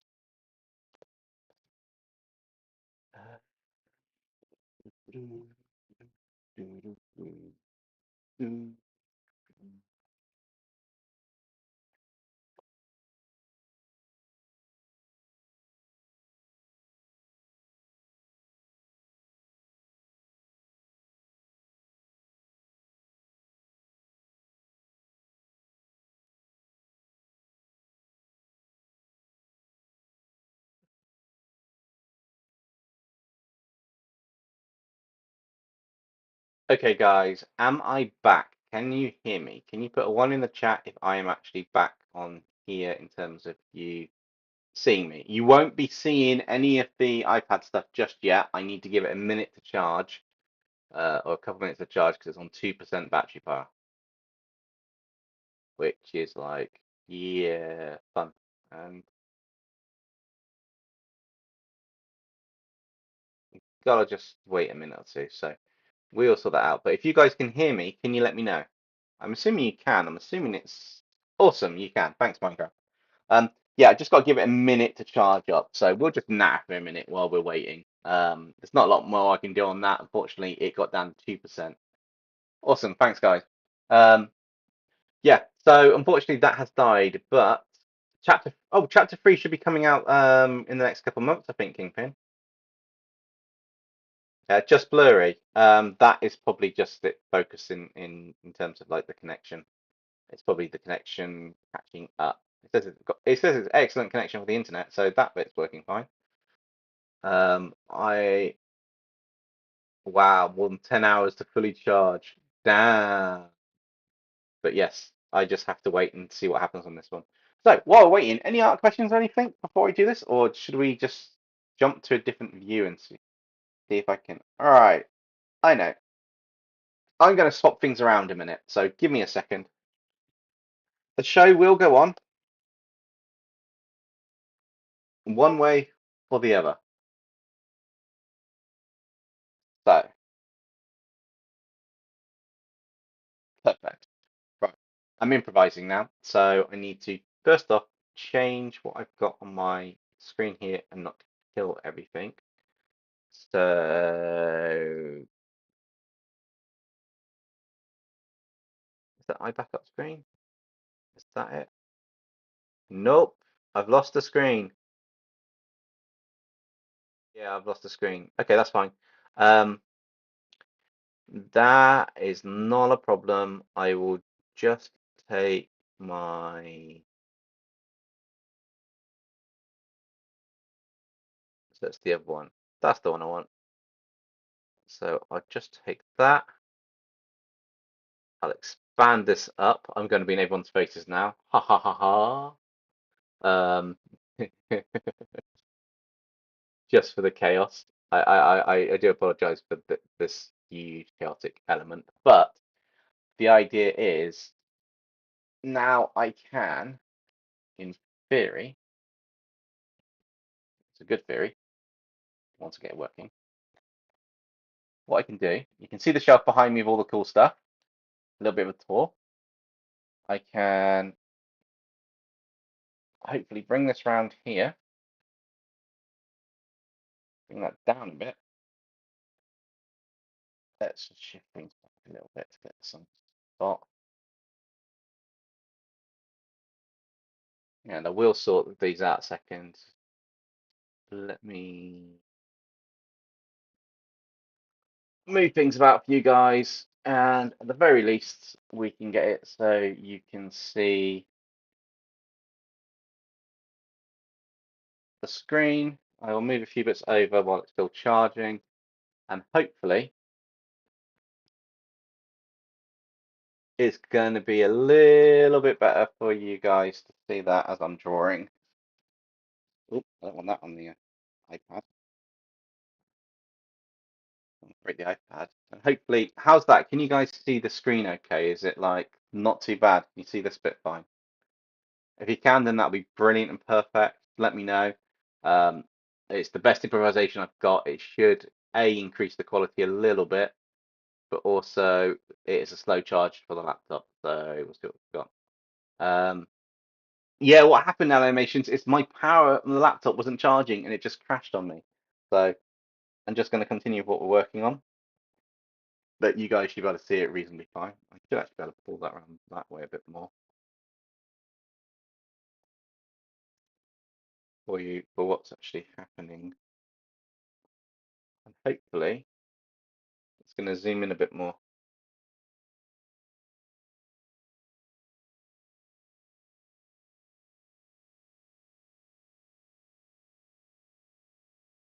Yeah, it's the innovation. I learned last year that if in doubt and it dies, instead of losing the stream and waiting forever, I can just load the camera up, plug the iPad in here, and just go straight off this working the monitor with the iPad, um, which gives me a little bit more freedom to do a few things, but also it kind of works out quite nicely uh, on a few aspects. Right, I can have a bit there. I have a bit that comes down here. I have a little bit on the line there. We got a bit coming down here, the bright part on the side of the face, and then going back up. Again, we're just literally working on the lights and the shadows at the moment. I've taken off the main bit of content to get rid of the extra blur. So obviously, I want to add a few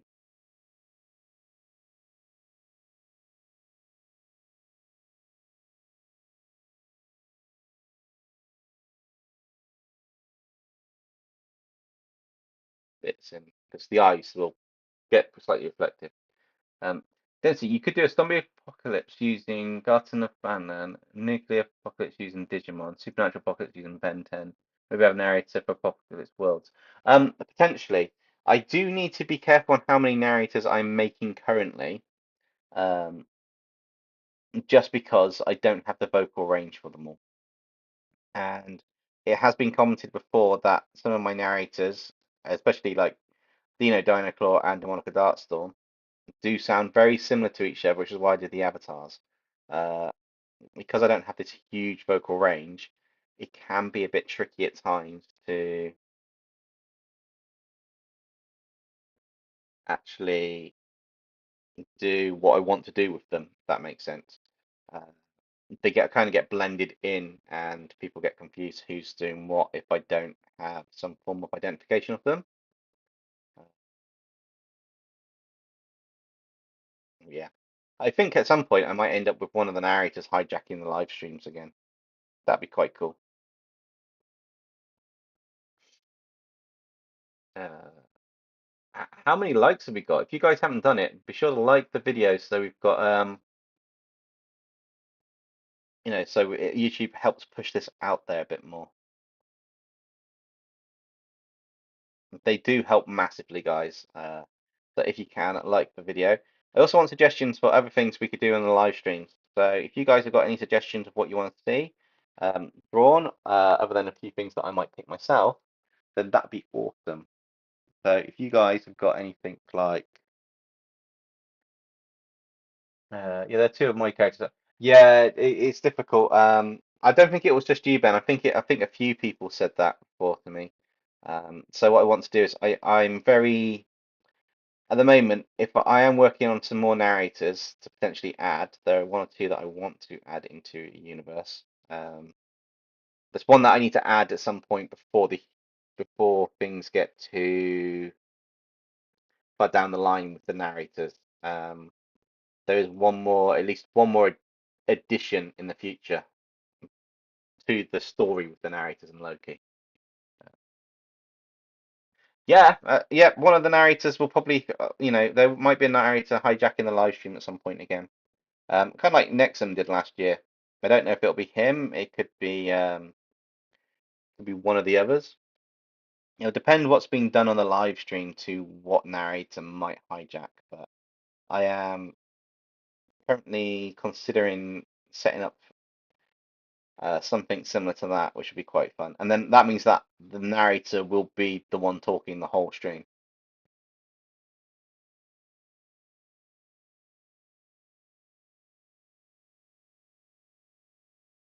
And the Ben 10 kaiju for the live stream, so we can get to the Kevin 11 kaiju. Yeah, we do need to get to that. We've got, I think we've only got four more to do. And four more to do. I think we've got upgrade as a kaiju, uh, Stinkfly,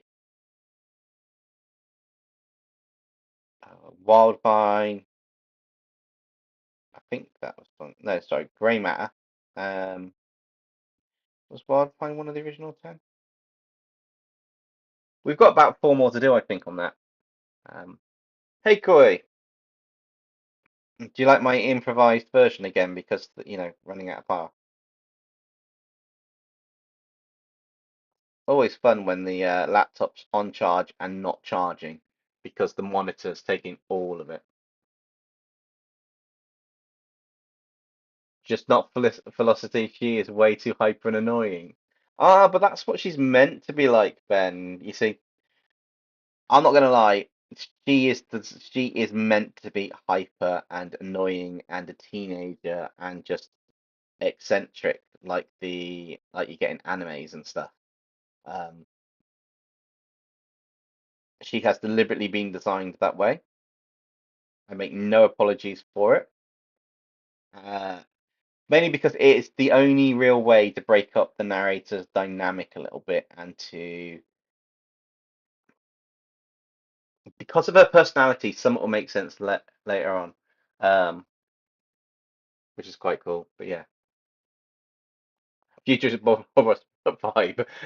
Today, you want to just go like that and like that and like that. Um, yeah, no, it's quite cool. But yeah, it's the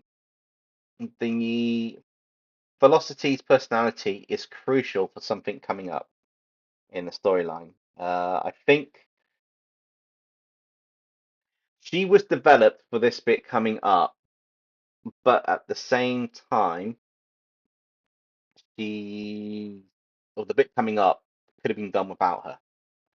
Um, I don't want to spoil what's going to happen, but it does tie in, and I need to get one more video out the way. Yeah, I do have to change that video. Friday's video is not what I'm planning. I'm going to have to change that, which means I've got less time to work on it than I expected, which means that, okay, I need to figure it out or shift the story along a little bit. I may have to amend my story from where I was going with it, which is the bit I didn't want to do, but never mind. It's fine. I will figure it out for video. Whichever video drops, it the the crucial video that it links up to will still work. I will just have to amend it somehow. All good fun and games that, hey. Um, the Kevin first form is Heat Blast Forearms, Wildmat Upgrade, Ghost Feet, Ripjaw, Accelerate, Diamond Head, Stinkfly, and Grey Matter.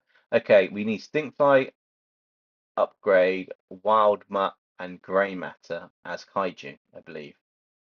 So I remember Dino Steelclaw hurting Nexum, saying that Benny Sharp is a better mech armor maker. Can that still hurt him? Yes and no. Nexum's come to terms with the fact that Benny's Benny to a degree.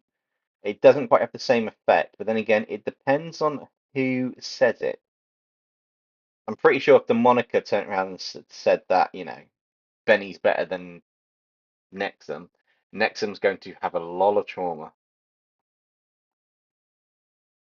But again, it's all subjective. Nexum's encounter with Benny set up the whole trauma aspect in a sense because of the fact that Nexum hadn't met any other person who made mechs remotely as good, if not slightly better than him, um, until that point, which was a nice little, like almost canon crossover type event on the stories because they haven't met each other again yet. So I'm not actually sure they will be meeting each other again, to be honest. It depends on what happens with it just depends on what happens because they've all got their own adventures and stories and random bits.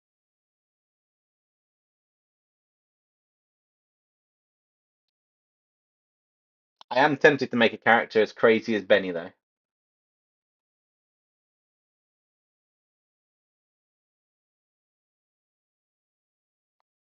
No Wildman in his first form. Wildvine in is in Omniverse flashback. Yeah, no, that's fine. I couldn't remember which ones were at the because I remember Wildvine being in the earlier ones along with Cannonbolt, but I couldn't remember the first original 10. It's been a while since I've gone through them, to be honest. I keep mixing Benny's name up with my mech armor Eddie Smith, Mecha Eddie Smith. And nice. That crossover was one of the coolest things I'd ever seen.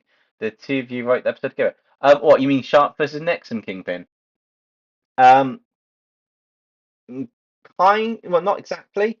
I wrote the episode and I put okay. So Popcross did a shout out for me, and then I put a community post out saying, should I do an episode where Nexum, because he encouraged me to do voices and that, where Nexum meets Benny Sharp, and it won the poll. And he was watching the poll, and he said to me, he doesn't mind doing a few. It sounds cool. The audience has spoken. He doesn't mind doing a few lines for it. So I wrote the script out, and I wrote how I thought it was going to be, and how Benny would speak. Sent it over to him. Popcross then edited it, sent me the lines back, video recorded him and Charlie doing the lines, him doing the lines of Benny and Charlie, and then let me just put the video together with those lines in and use it. And then in future videos, I was allowed to use the picture of Benny and the line, any of those lines that was sent on that episode in any videos that I did. So I milked it whenever it was the best darn mech armor creator or Benny Sharp. It's like, I milked it for the trauma for Nexum. But yes, it was a weird, really surreal and weird experience, that one, because um, I wrote the script, but Popcross did tweak the lines to be matching more of Benny's personality, which I thought was absolutely amazing. And I was so grateful to him. That was insane. That's like technically that's my first collab with him. It was a mini collab, but that was the first collaboration with him. My true collaboration was the Godzilla Design Challenge, and that was surreal. That was one of the yeah, I remember it quite clearly. It was a Monday evening, and then I'd fallen asleep, not got to martial arts shortly before the stream, just go to a live stream and that, and I was looking at my phone and had a message, and it was just yeah from Popcross, and then it's like yeah, I'm in. Why not? I'm in. Looking forward to that. Um, oh, he's amazing, amazing to work with, I would say. I mean, I've not done many collaborations, but it was um it was very sort of like informative, and there was a lot of helpful information um, about how to do stuff and what the plan of action is and all that lot. It was brilliant, and there was some fun and banter, and he was up for me using the part of his at the start of it, the bit where he went yeah, that sort of like bit of the clip. He was up for me using that, so it was good fun. Um, Ben says, imagine Nexum going to a universe where the Archons are attacking. Actually, imagine the Department of Matters send the team to a universe where the Archons are attacking. Possibly. The only thing I want to do similar to Benny Sharp is I would like to incorporate a narrator or something who's got just as many wacky stories. That's the only thing I want to kind of like take from Benny, but it's not Nexum. I want to potentially introduce a character who's got some funky random stories, but not like Benny stories. I mean, it will be. Yeah, they are like Benny stories, but they're not Benny stories. Um, so in all fairness, I want a character that you know he's not like a car salesman, but he is like a car salesman. It's the best way to describe him. He's got a story for everything. Whether they're true stories or he's just made them up at different matters, but he's got a story for everything. Um, but I also like it like Alan Rickman in Galaxy Quest. You know, his character, like Balthazar's hammer, they've got like this. You know, I will avenge thee or something. It's got this whole aspect to it, which is quite. I don't know. It's kind of like there's a story behind it, you know, and you could make it up, but it's a cool story. That's the kind of feel I want to have a part of it. Um, but again, that requires figuring out a character to use, working it out, and designing the character. And in all fairness, Velocity's design, I was quite lucky. I kind of knew what I wanted for that character.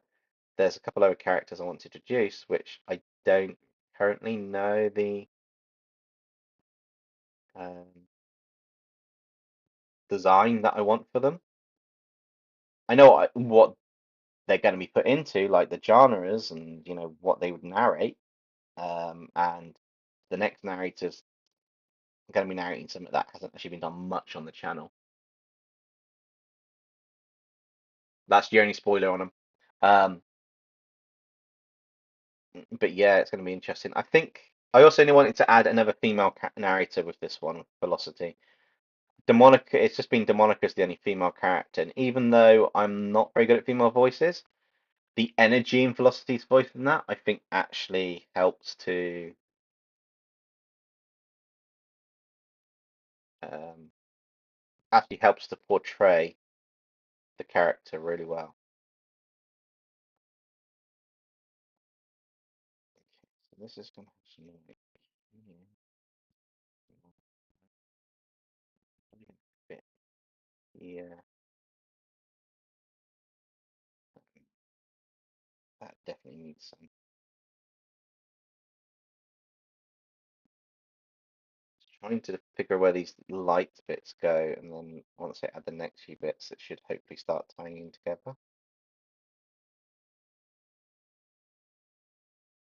Obviously, I can change the colors of the layers later. What lights on there, and that's the beauty of digital art. I can take as much or as little as I need to for the bits that I'm working on. StarCraft Archons, similar. Maybe do video game characters as SCPs. I do need to do a video game characters as demons part two because I really loved how I did Mega Man in that one. One of my favorite artworks that I've done. Even though it's not the best artwork I've done, it's one of my favorites. I think I nailed a demonic version of a Mega Man in that. Quite nice. Oh, that's why it doesn't look right. That needs to be more. That's better. I think most of it's done by a little bit down here, which is more hand sorting some of these. Just have these light bits, and they don't have to be perfect. I mean, I could make them perfect and spend hours on this, but you guys will probably get super bored by the time I've done that. And I'd zone out. I wouldn't be talking. I'd be like, "Yeah, we're doing," and I'll just focus on what I'm working on. But the core concept is just working through these bits. I do think I do need to probably do some of the Amazing Digital Circus for 3rd of February though. That's when part two comes out, which would be quite cool. You could do 9 powerful kaiju to destroy the multiverse. That is not a bad idea. I don't really want to destroy the multiverse yet, but I could do something with the multiverse and kaiju. I'm just not too keen on wiping out a multiverse when we haven't had our battle. Although the multiverse story arc is something that I will potentially be picking up and venomizing more Transformers and stuff. In fact, do you guys want to see more Transformer content on the channel? Or like Transformers or mechs like Gundam style stuff? I know we've done the Jaegers, but is that something you guys would be interested in or not?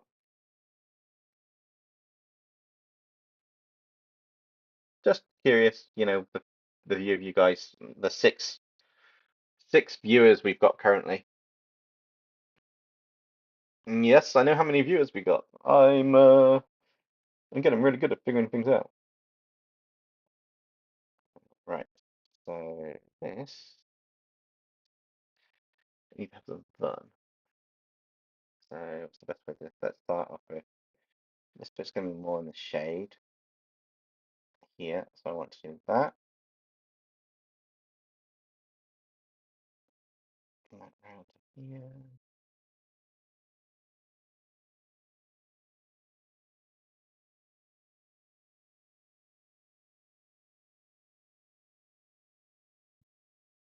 Let's have a look at where this is gonna go. Soft brush.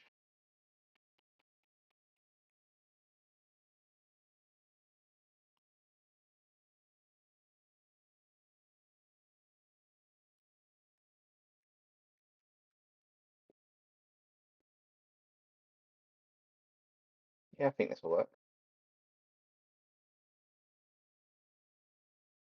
And it's just working out the shapes I want for this to start with.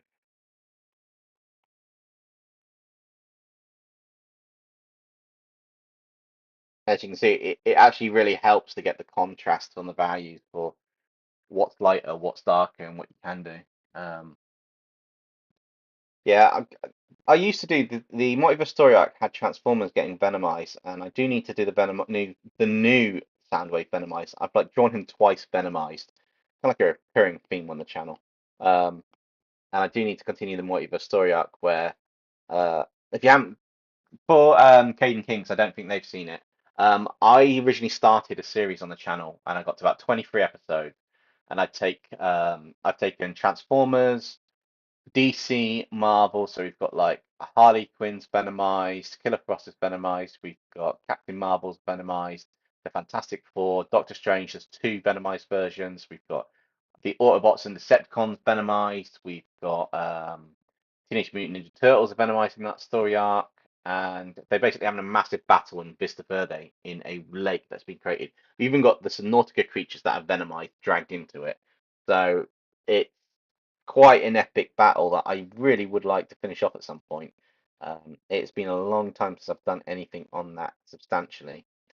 Uh, and yeah, I just think it'd be quite cool to continue it, but it depends if people want to see it because the last time I did something on it was the Dinobots Venomized back in August for 2.5k special, and it hasn't really picked up as much as I wanted, so I may have to do a recap episode on it and then just take it from there.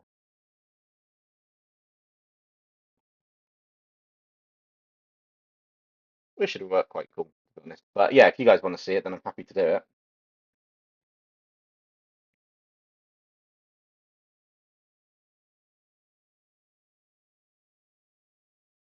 I might put a poll out in the community tab to say, who wants to see more Transformers Venomized or something, or turning stuff into Transformers or something with it. Yes, it's called the Multiverse Story Arc. It is a playlist on there. It's got a picture of Soundwave. It started with Soundwave versus Venom, and a quick synopsis: Soundwave versus Venom, and then Soundwave and Megatron capture Venom, who was out in space, clone the symbiote, and make a Cybertronian hybrid, and it starts infecting the Decepticons, and then it spreads out from there. But you've got the normal symbiotes that are good in this one going to warn the Earth of the threat, and they're very deceptive. And you've got like Optimus Prime. Um, in fact, my Optimus Prime one. Yeah, let's get that off the wall a minute. This Optimus Prime artwork, I don't know how well that's going to light up and see. It's probably going to be pitch black potentially. Uh, this artwork for Optimus Prime, Venomized, this one was from the video. I used to do like one. I think it was one back then. I was doing one artwork in the video before, with a story on a few of them, just because it was a case of the time scales to do it and to knock out two videos in the knock out like two videos a week in that. Now I just do a video on a live stream. But yeah, it was really cool. So it's one of my favorite kind of like series that we've done on the channel. It's been so long since I've actually sat down and done anything properly with it. Subnautica's been another one that's cropped up for, you know, continuing at times on the channel. It'd be quite fun, but it's obviously one of the ones that I need to kind of work out how best to do that.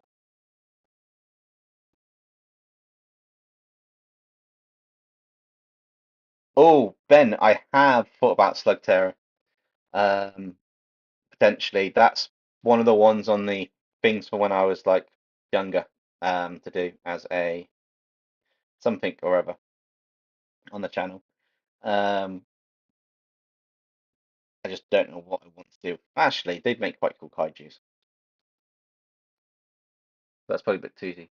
Barnacles venomized. Oh, that would be complex. Lethal Company. Yeah, I'm thinking about that. I know Koi's planning to do a stream on Lethal Company as well. So if you like the game and you want to watch somebody who's never played it before doing it, turn go to Koi Fish Gaming's channel, turn on your notifications, and keep an eye out because I do know today he's put a post out saying about Lethal Company. So if it's something you guys are interested in, you want to watch, or you want to find out more about what that is, um, be sure to check it out. I think it's the stream happening this week at some point. Koi can correct me, but if you want to Koi, drop a link in the chat. More than happy for you to do that.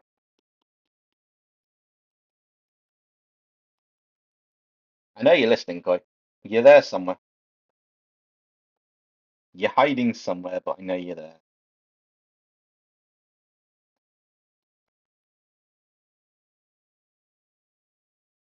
I love watching it when I was younger. Also, it's on Rupee in America, not sure the UK. It used to be on something like Cartoon Network or something in the UK, which is or the Saturday morning cartoons. But to be honest, you're probably easier finding it online to watch online somewhere, whether it's on YouTube or something. If you want to watch it,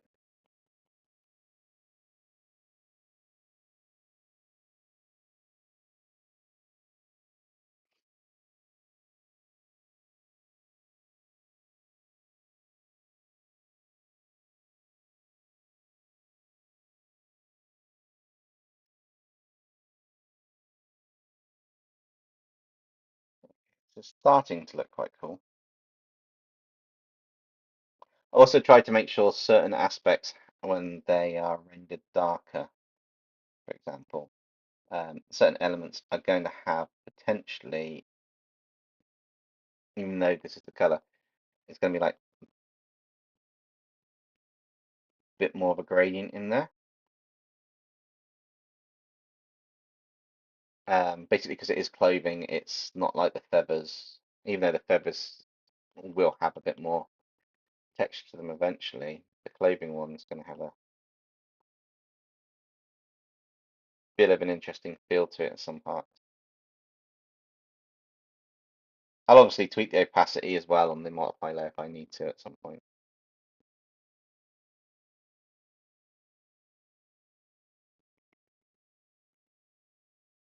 But it allows you to play with the contrast and see lighter and darker shades doing this technique, which is really, really useful and really helpful um, for a lot of things that you do art-wise.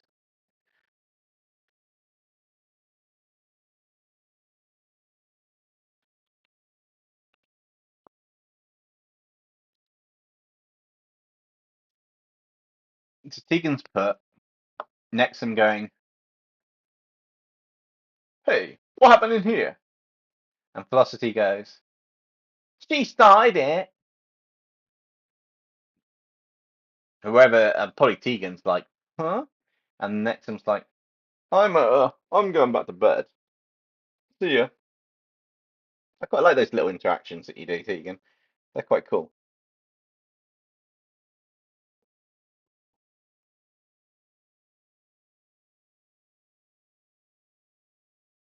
It's little interactions like that I need to start working into some of the stories, I feel.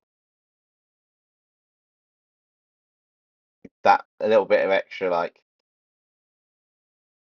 they're not so overly important bits, but the bits that give context to the character on some of their wacky, crazy adventures and stuff.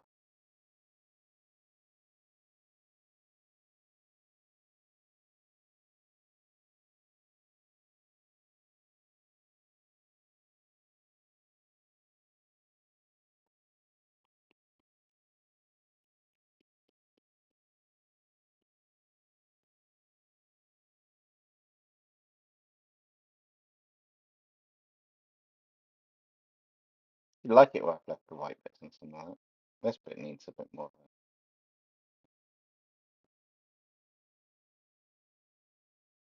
yeah. Some of those bits work quite nicely.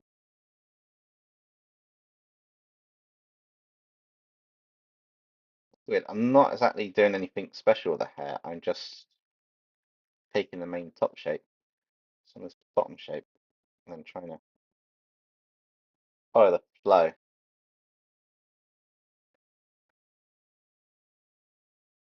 Yeah, I think that's starting to add a bit of contrast to the character. And then when we add the next bit of lighting, it should work.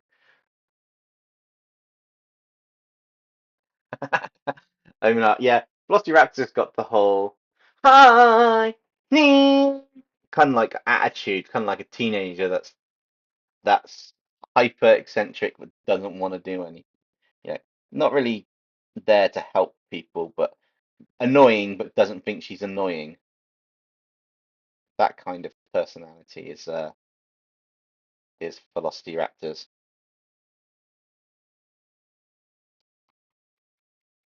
But I quite like how I've done Velociraptor's name because when you shorten Velocity, it's Veloci and then Raptor, and it's basically just spells out Velociraptor, which is really good because it just works. It's like a dinosaur pun because she's got a dinosaur. I like Dino Claw because he's got a dino claw. Yes, she's the newest addition to the narrators. She's younger than them, and she is very intense compared to what they used to, which I like because it's added a shift in dynamic. She can get on their nerves, she can annoy them.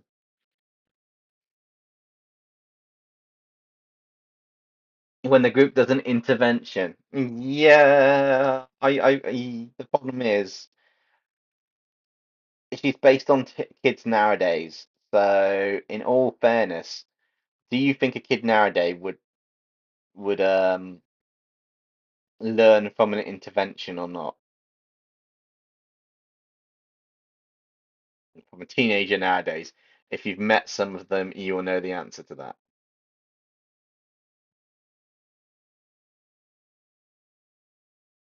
There's a lot of people in the chat now, I expect, going, "Oh, they're doomed. The narrators are doomed. They've got no."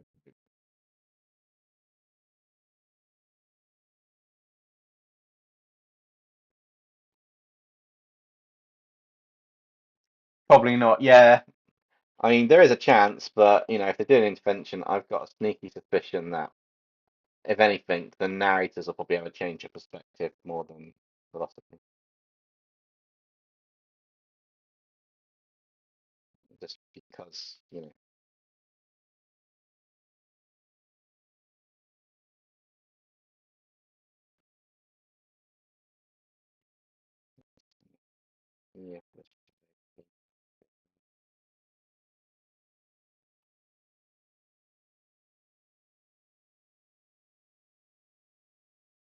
I casted a bit more of a shadow there.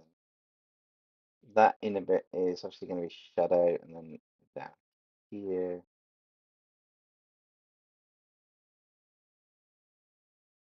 I think I might want to just include that this time. I'm going to start off strong at the top and work it light to the bottom that side. This is where gradients work really well on doing these values. And just to give you an idea, if I turn the flats on, there are some bits that see through, but if I then turn that to like a multiply and lighten it up a little bit, you can start to see how it's doing most of the tonal and the lighting shades already of the multiply. It's a very, very good way to do your layers and your lightings and stuff of the flats and the values. The other way, which I can show you on a piece of this, but I will revert it after, is if I um, copy that canvas to make sure I've got enough layers to do this. And on the layer above, I just paste the canvas. I'm giving a bit of a preview for the next live stream next week. Um, if I select a section, so say I want to select this section here, I'm going to be quite specific in selecting a couple of these feathers around. And I say quite specific, I just want this section here, really. So I select this, and then it's all got to be on the flattened layer. I go to here and I go gradient map. I can actually eventually add, based on the gradients and obviously the lighting, I can add a gradient over it, and then I can work on how opaque or transparent that is. So I could potentially make the feathers like that. I could even move the goalposts a bit on this, add more color to where everything goes. And yeah, it's a super quick way now of going from that to that in a matter of seconds, which is really, really cool. Um, but we're not going to do that now.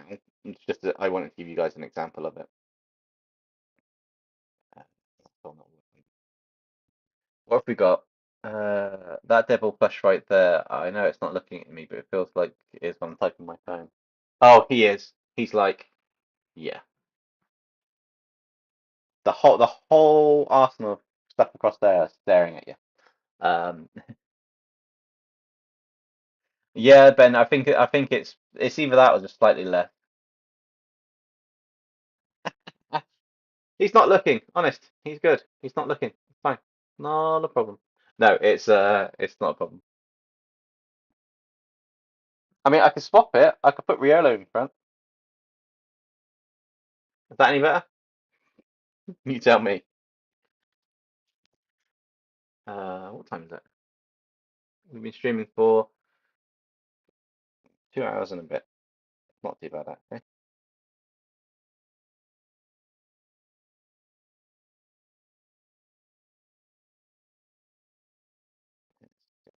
System do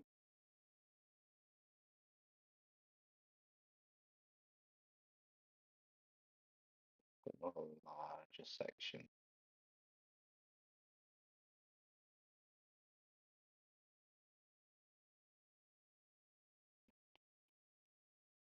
But the contrast between light and dark is what really makes it now. I'm not doing kind of like super realistic. I'm still doing a form of shell cell shaded rendering, but what it has meant is that I can just control some of the gradients as well a bit better.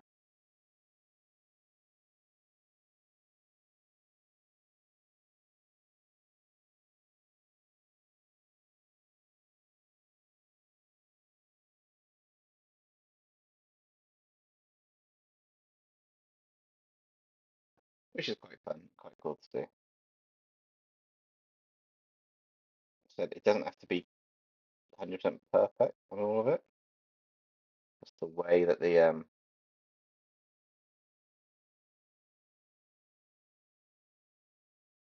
whole light and shadow aspect of this area work. It's going to be pretty dark in a lot of these areas.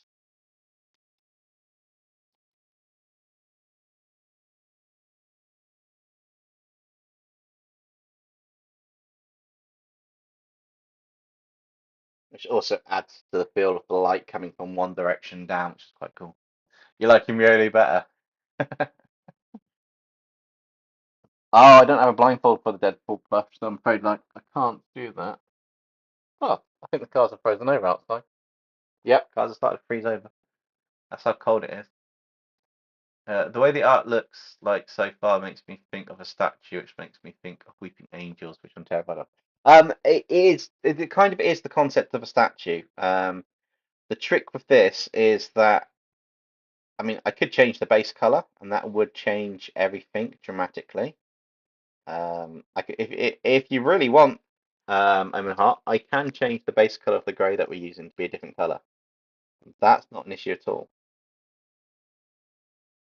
Just let me know. I'm happy to do that if you're getting if it's actually is causing an issue. Uh, I watch Weeping. I like Weeping Angels. I like the episodes with them in.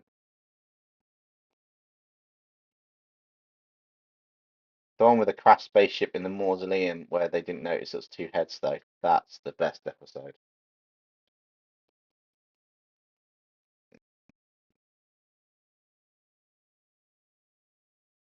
Yeah, I could potentially change this if we really wanted to. I could just uh,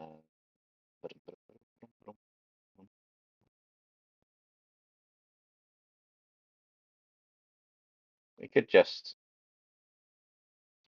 change it to be a bronzy statue.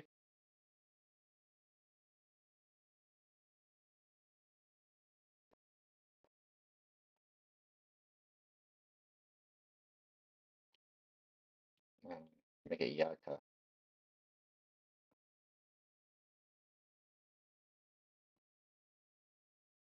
Or maybe an orange. Or we could just turn it back to the grey colour and just continue with that.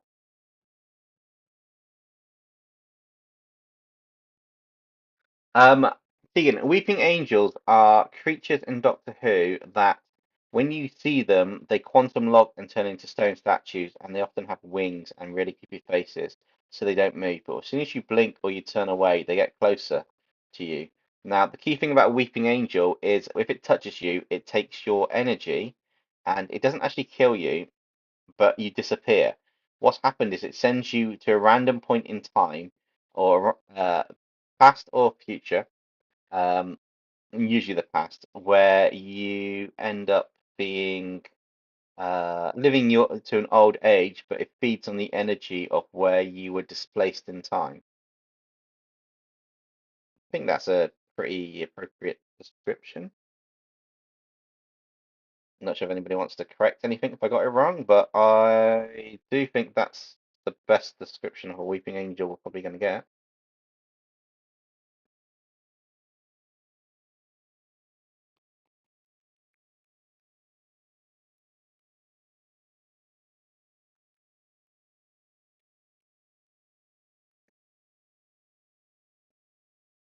A bit more volume to that.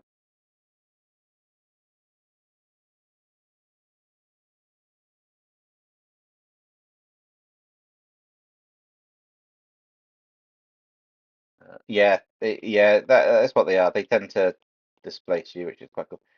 Um, they also took it quite dark with a Weeping Angel. What they did with one of the clergy in that Mausoleum episode. Basically, the Weeping Angel didn't send him through time because it didn't have enough energy to. Instead, it took one of the guys and came Angel Bob because it copied his brainwaves after ripping his spine and cerebral cortex out, which is a bit creepy, but yeah. Um, Resident Evil bosses as xenomorphs. Since people infected with different parasites or viruses, it would make sense for a xenomorph to be the sci-fi version of that. I mean, they're monstrous ones. Potentially, yes. It could be. That would make sense. It'd just be interesting to see what happens because depending on the parasite, you'll end up looking like a xenomorph demigorgon, which in its own right would be quite cool.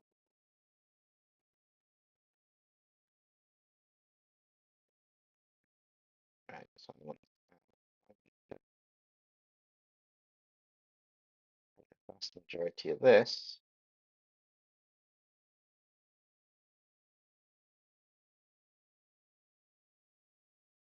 The shadow parts to it. Again, because I'm doing kind of like a light source, I want some aspects to be picked up from specular light. So I've deliberately left some areas lighter than others where we've got a lot of shadow happening and stuff. But that's just what I've decided to do.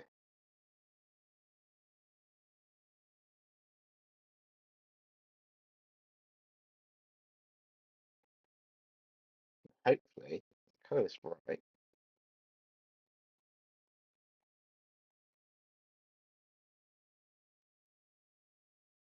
When I add the light source in a minute, it's going to make more sense.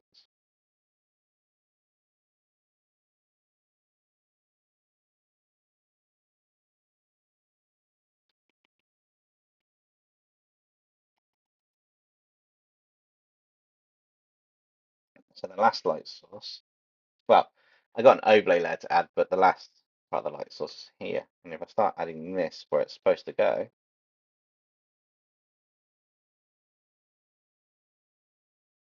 hoping that's going to do what I want it to do in terms of the effect.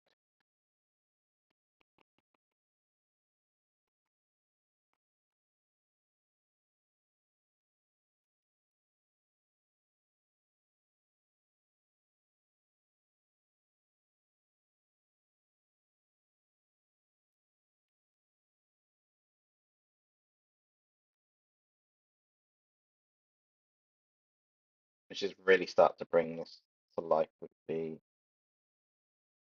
almost ambient version of the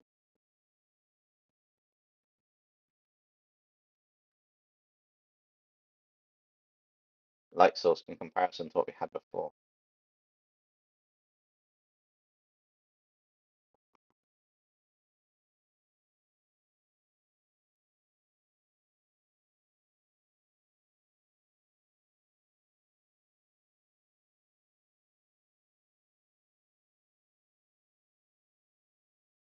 This we're going to have a bit of a light right here.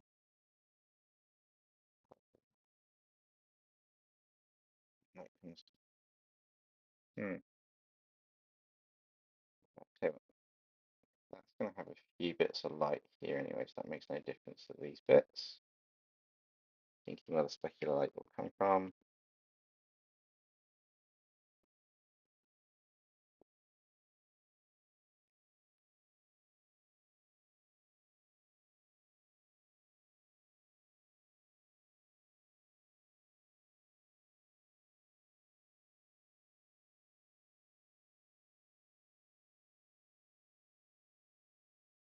And it starts just building this up quite nicely. Like Mother Miranda being like the Queen Xenomorph and a Xenomorph, possibly. I think it'd be cool if you did something with the X-Men in the future. That's my favorite Marvel team. I did turn some X-Men characters in the Kaiju. I had like a Cyclops Godzilla. Wolverine was this really weird one. Yeah, I think I failed on him. In all fairness, but yeah, I do need to do something else with the Marvel lot, like the X-Men and stuff. I've been wanting to do something with Rogue and Gambit for a little while now, so they are potential on my list. I do like Gambit. I do like Wolverine as well. So I need to revisit that a little bit.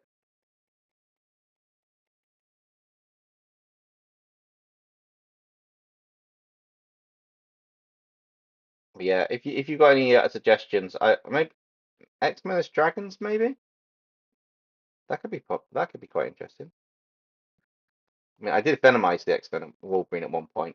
I have a piece of artwork Venomizing, which is one of my favorite Wolverine drawings I did. I heavily used the reference image for that, and then added the symbiote over the top in my early days. Owen Hart says the next robot dragon I want to draw is basically a fusion between robot dragons, polymerization, Raigeki, and the trap ring of destruction. That's going to be epic if you pull that off. That's going to look absolutely insane.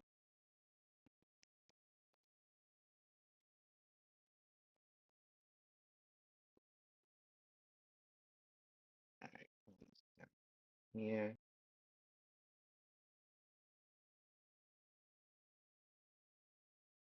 here comes something here and there.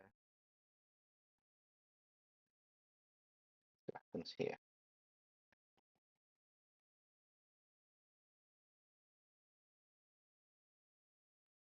Yeah, I think this is coming quite nicely for this kind of technique.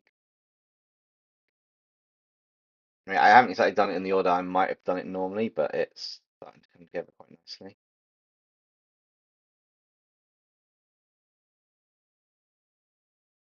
Just very faint bits there. Maybe a tiny one, just to add that balance to the piece.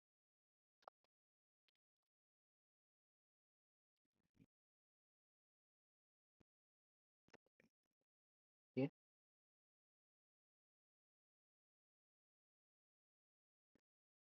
gem's going to have a nice piece of it. This on there.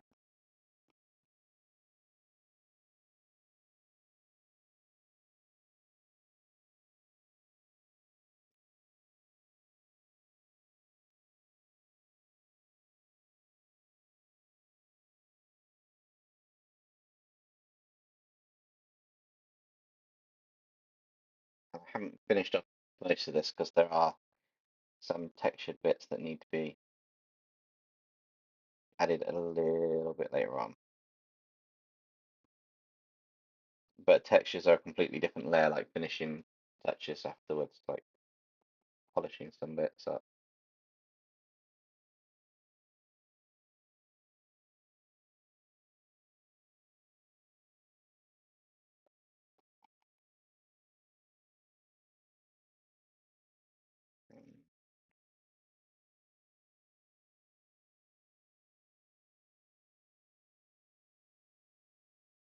Next bit I should really do. John leaves full skin areas till last.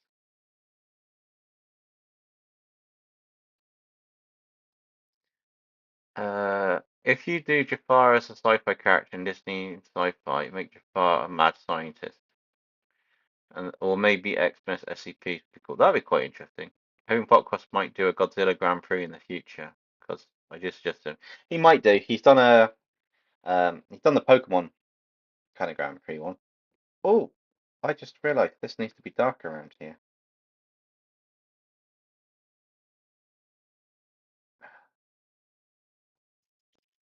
Sorry, excuse me a second, guys. Putting the earpiece back in. Just went to fall out of my ear. Hence the sigh that I was about to draw something. I'm thinking this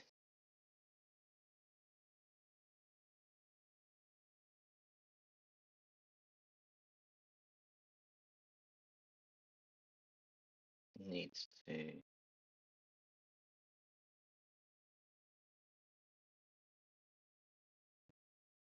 be darker.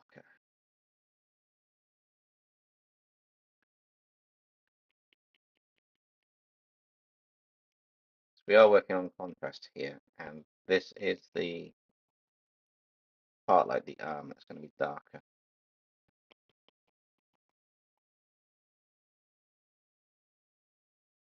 Which means like these parts here, they should almost be a very, very dark tone for the actual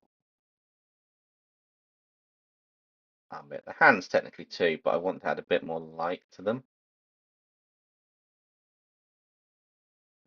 Just mean like this one needs more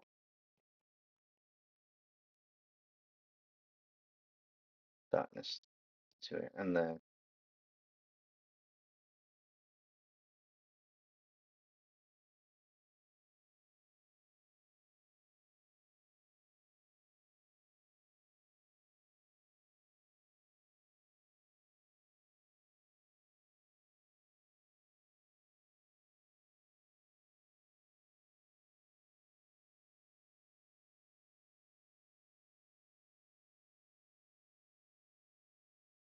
earpiece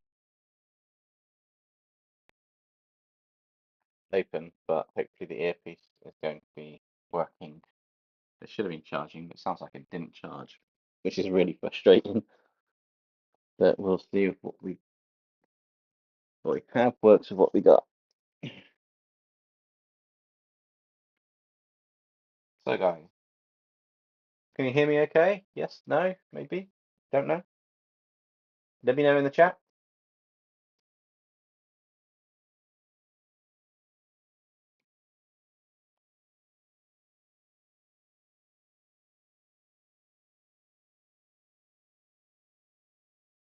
Give it a second for the chat to catch up.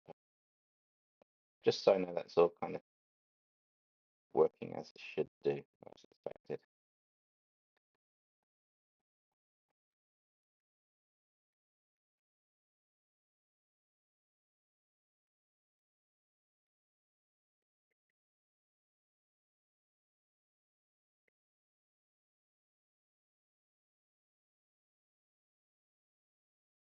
I'm assuming you guys can hear me okay, and it's just a case nobody's typing. Everybody's busy, yeah?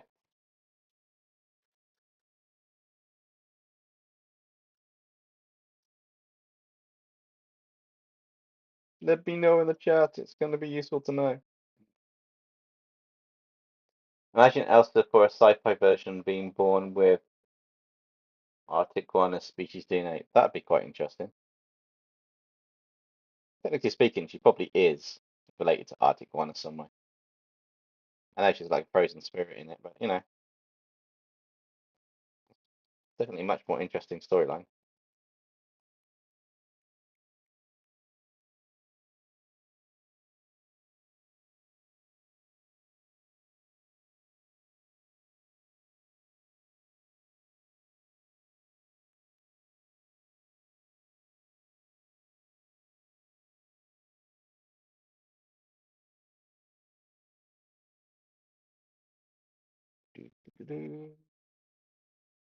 Awesome, thanks, Caden.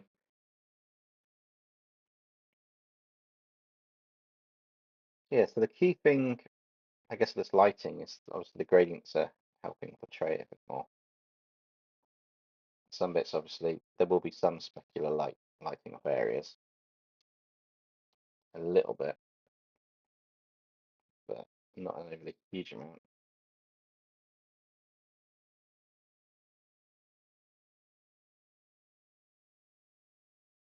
And I am speeding some of this up a bit because there's some areas where the focal point's not going to be quite the same.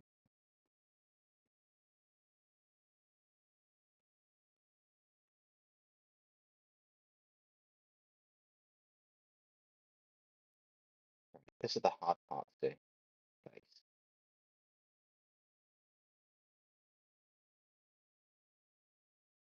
First off, the bottom of the eyes need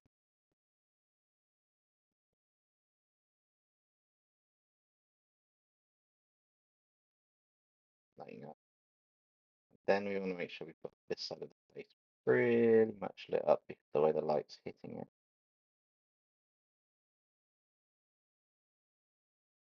I also need to get this part of the face in.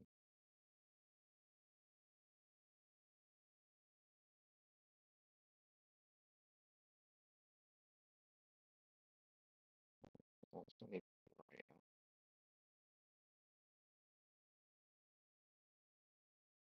That always gets some kind of specular light on the face on that side.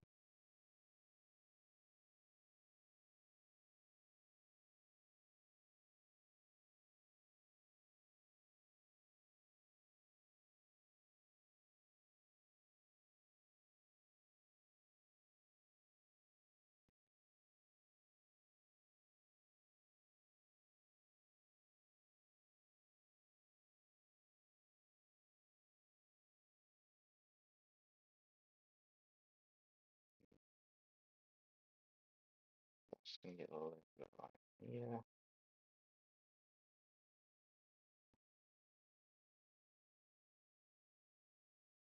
I also want to add a little bit of specular light around here.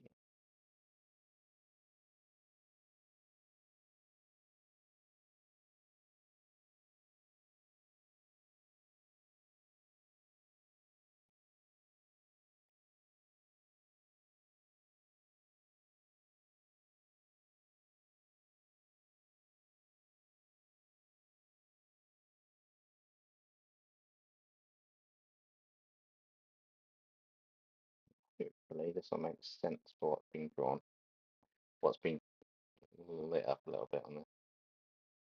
Add some definition to that stuff.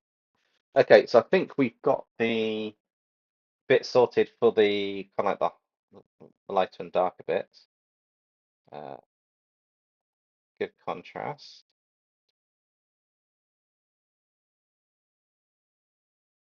Probably too much contrast. Got 50 for that. So we turn that layer on. I'm going to duplicate that and lock it because I don't want to lose it. We've kind of got what she looks like here. And obviously we can adjust that.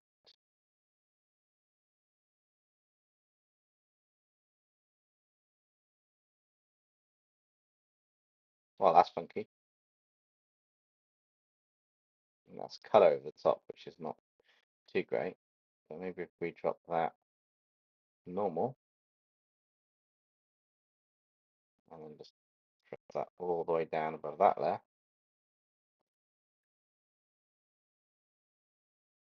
Kind of got a cool effect. And it's just ready to be able to be picked up and built upon now.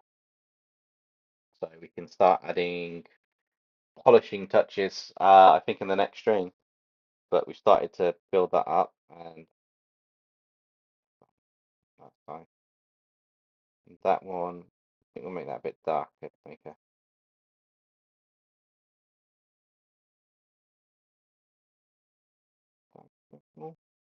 dark red.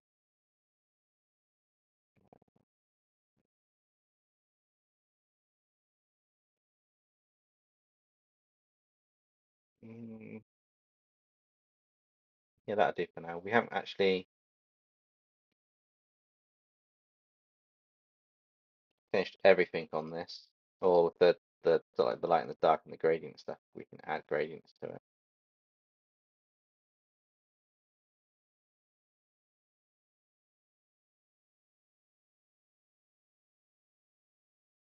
Wow, we could have so much fun with this.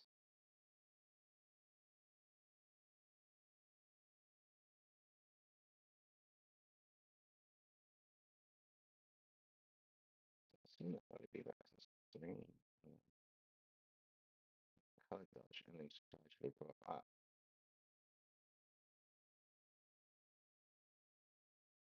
But we'll play around with the colors next time. I think we've got an initial point here. We've got a nice blend of the light and dark and the values as we have on this, and we will then look to add the colors next time. So next Monday is going to be coloring. We should be able to finish this off. So a 3-part series, and yeah. What have we got? SCPs as dinosaurs. That could be interesting. SCP as dinosaur dragons. That could be interesting as well, Women Heart. Ida the Owl Lady now has a second form on top of a harpy form. She's now Super Saiyan. Yeah, I quite like how this pretty much came out. If you give me a second, I'm going to switch back to Scary Buddy with my face. Haha. Switch back to normal view, link things back up, and see how that goes. Give me a second to get this back up and running. Oh yes, I need to shrink this back down. So we're just returning back down. I really should save that as a larger. Well, that was a pretty good guess. Yeah, that'll do. That was a pretty good guess. And then we'll just plug this back in so everybody can see it now. 3, 2, 1, and I say 3, 2, 1. I'm not going to show. Have I broken it? Ah, there we go. So yeah, it's a little bit dark at the moment on in terms of some of what we've got. I probably could have had a bit more fun with a overlay there to just maybe add some more light. Maybe if that's a lighter color, we can. Yeah, actually, just going to quickly add a secondary color for this, a bit of a warmer color in some areas. What does that do to that multiplier? Oh, it lightens a few bits up. Okay, and then we can add our next set of colors on top to really make this pop. So yeah, we'll stop at that. Found a way to get some colors on there. So we'll stop at that for now. And we will look to continue with that afterwards. Hopefully you guys enjoyed the stream. What have we got? You call dibs on the whiteboard above me? No, you can't pinch from the whiteboard above me. Omen Heart. That's mine, and that's also got some stuff for what I'm working on. For YouTube stuff on there. Yeah. King says, I made a new demon and I'm having trouble coming up with a name. Any suggestions? Yeah. King, what does the demon do? And what? Green screen. Is it gone? What does the demon do? And what? Not exactly the backstory, but what's the demon's abilities or personality? I tend to find going into wow, did that actually just disappear?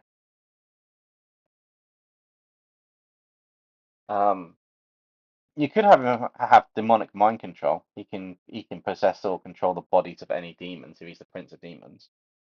Uh, but if he's a prince of demons, then yeah, for the name, potentially it's maybe something like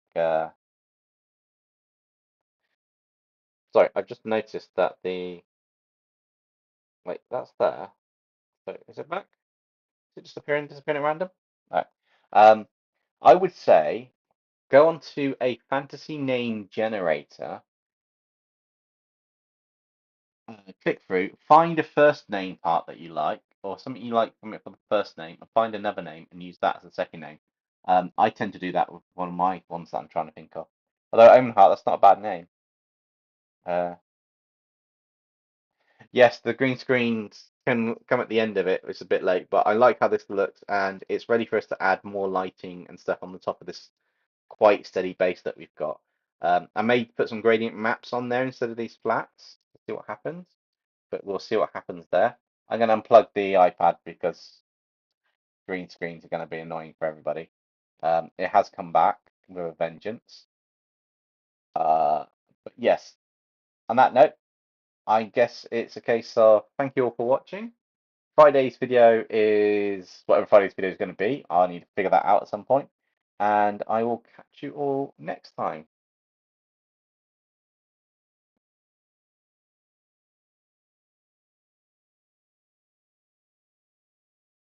See ya.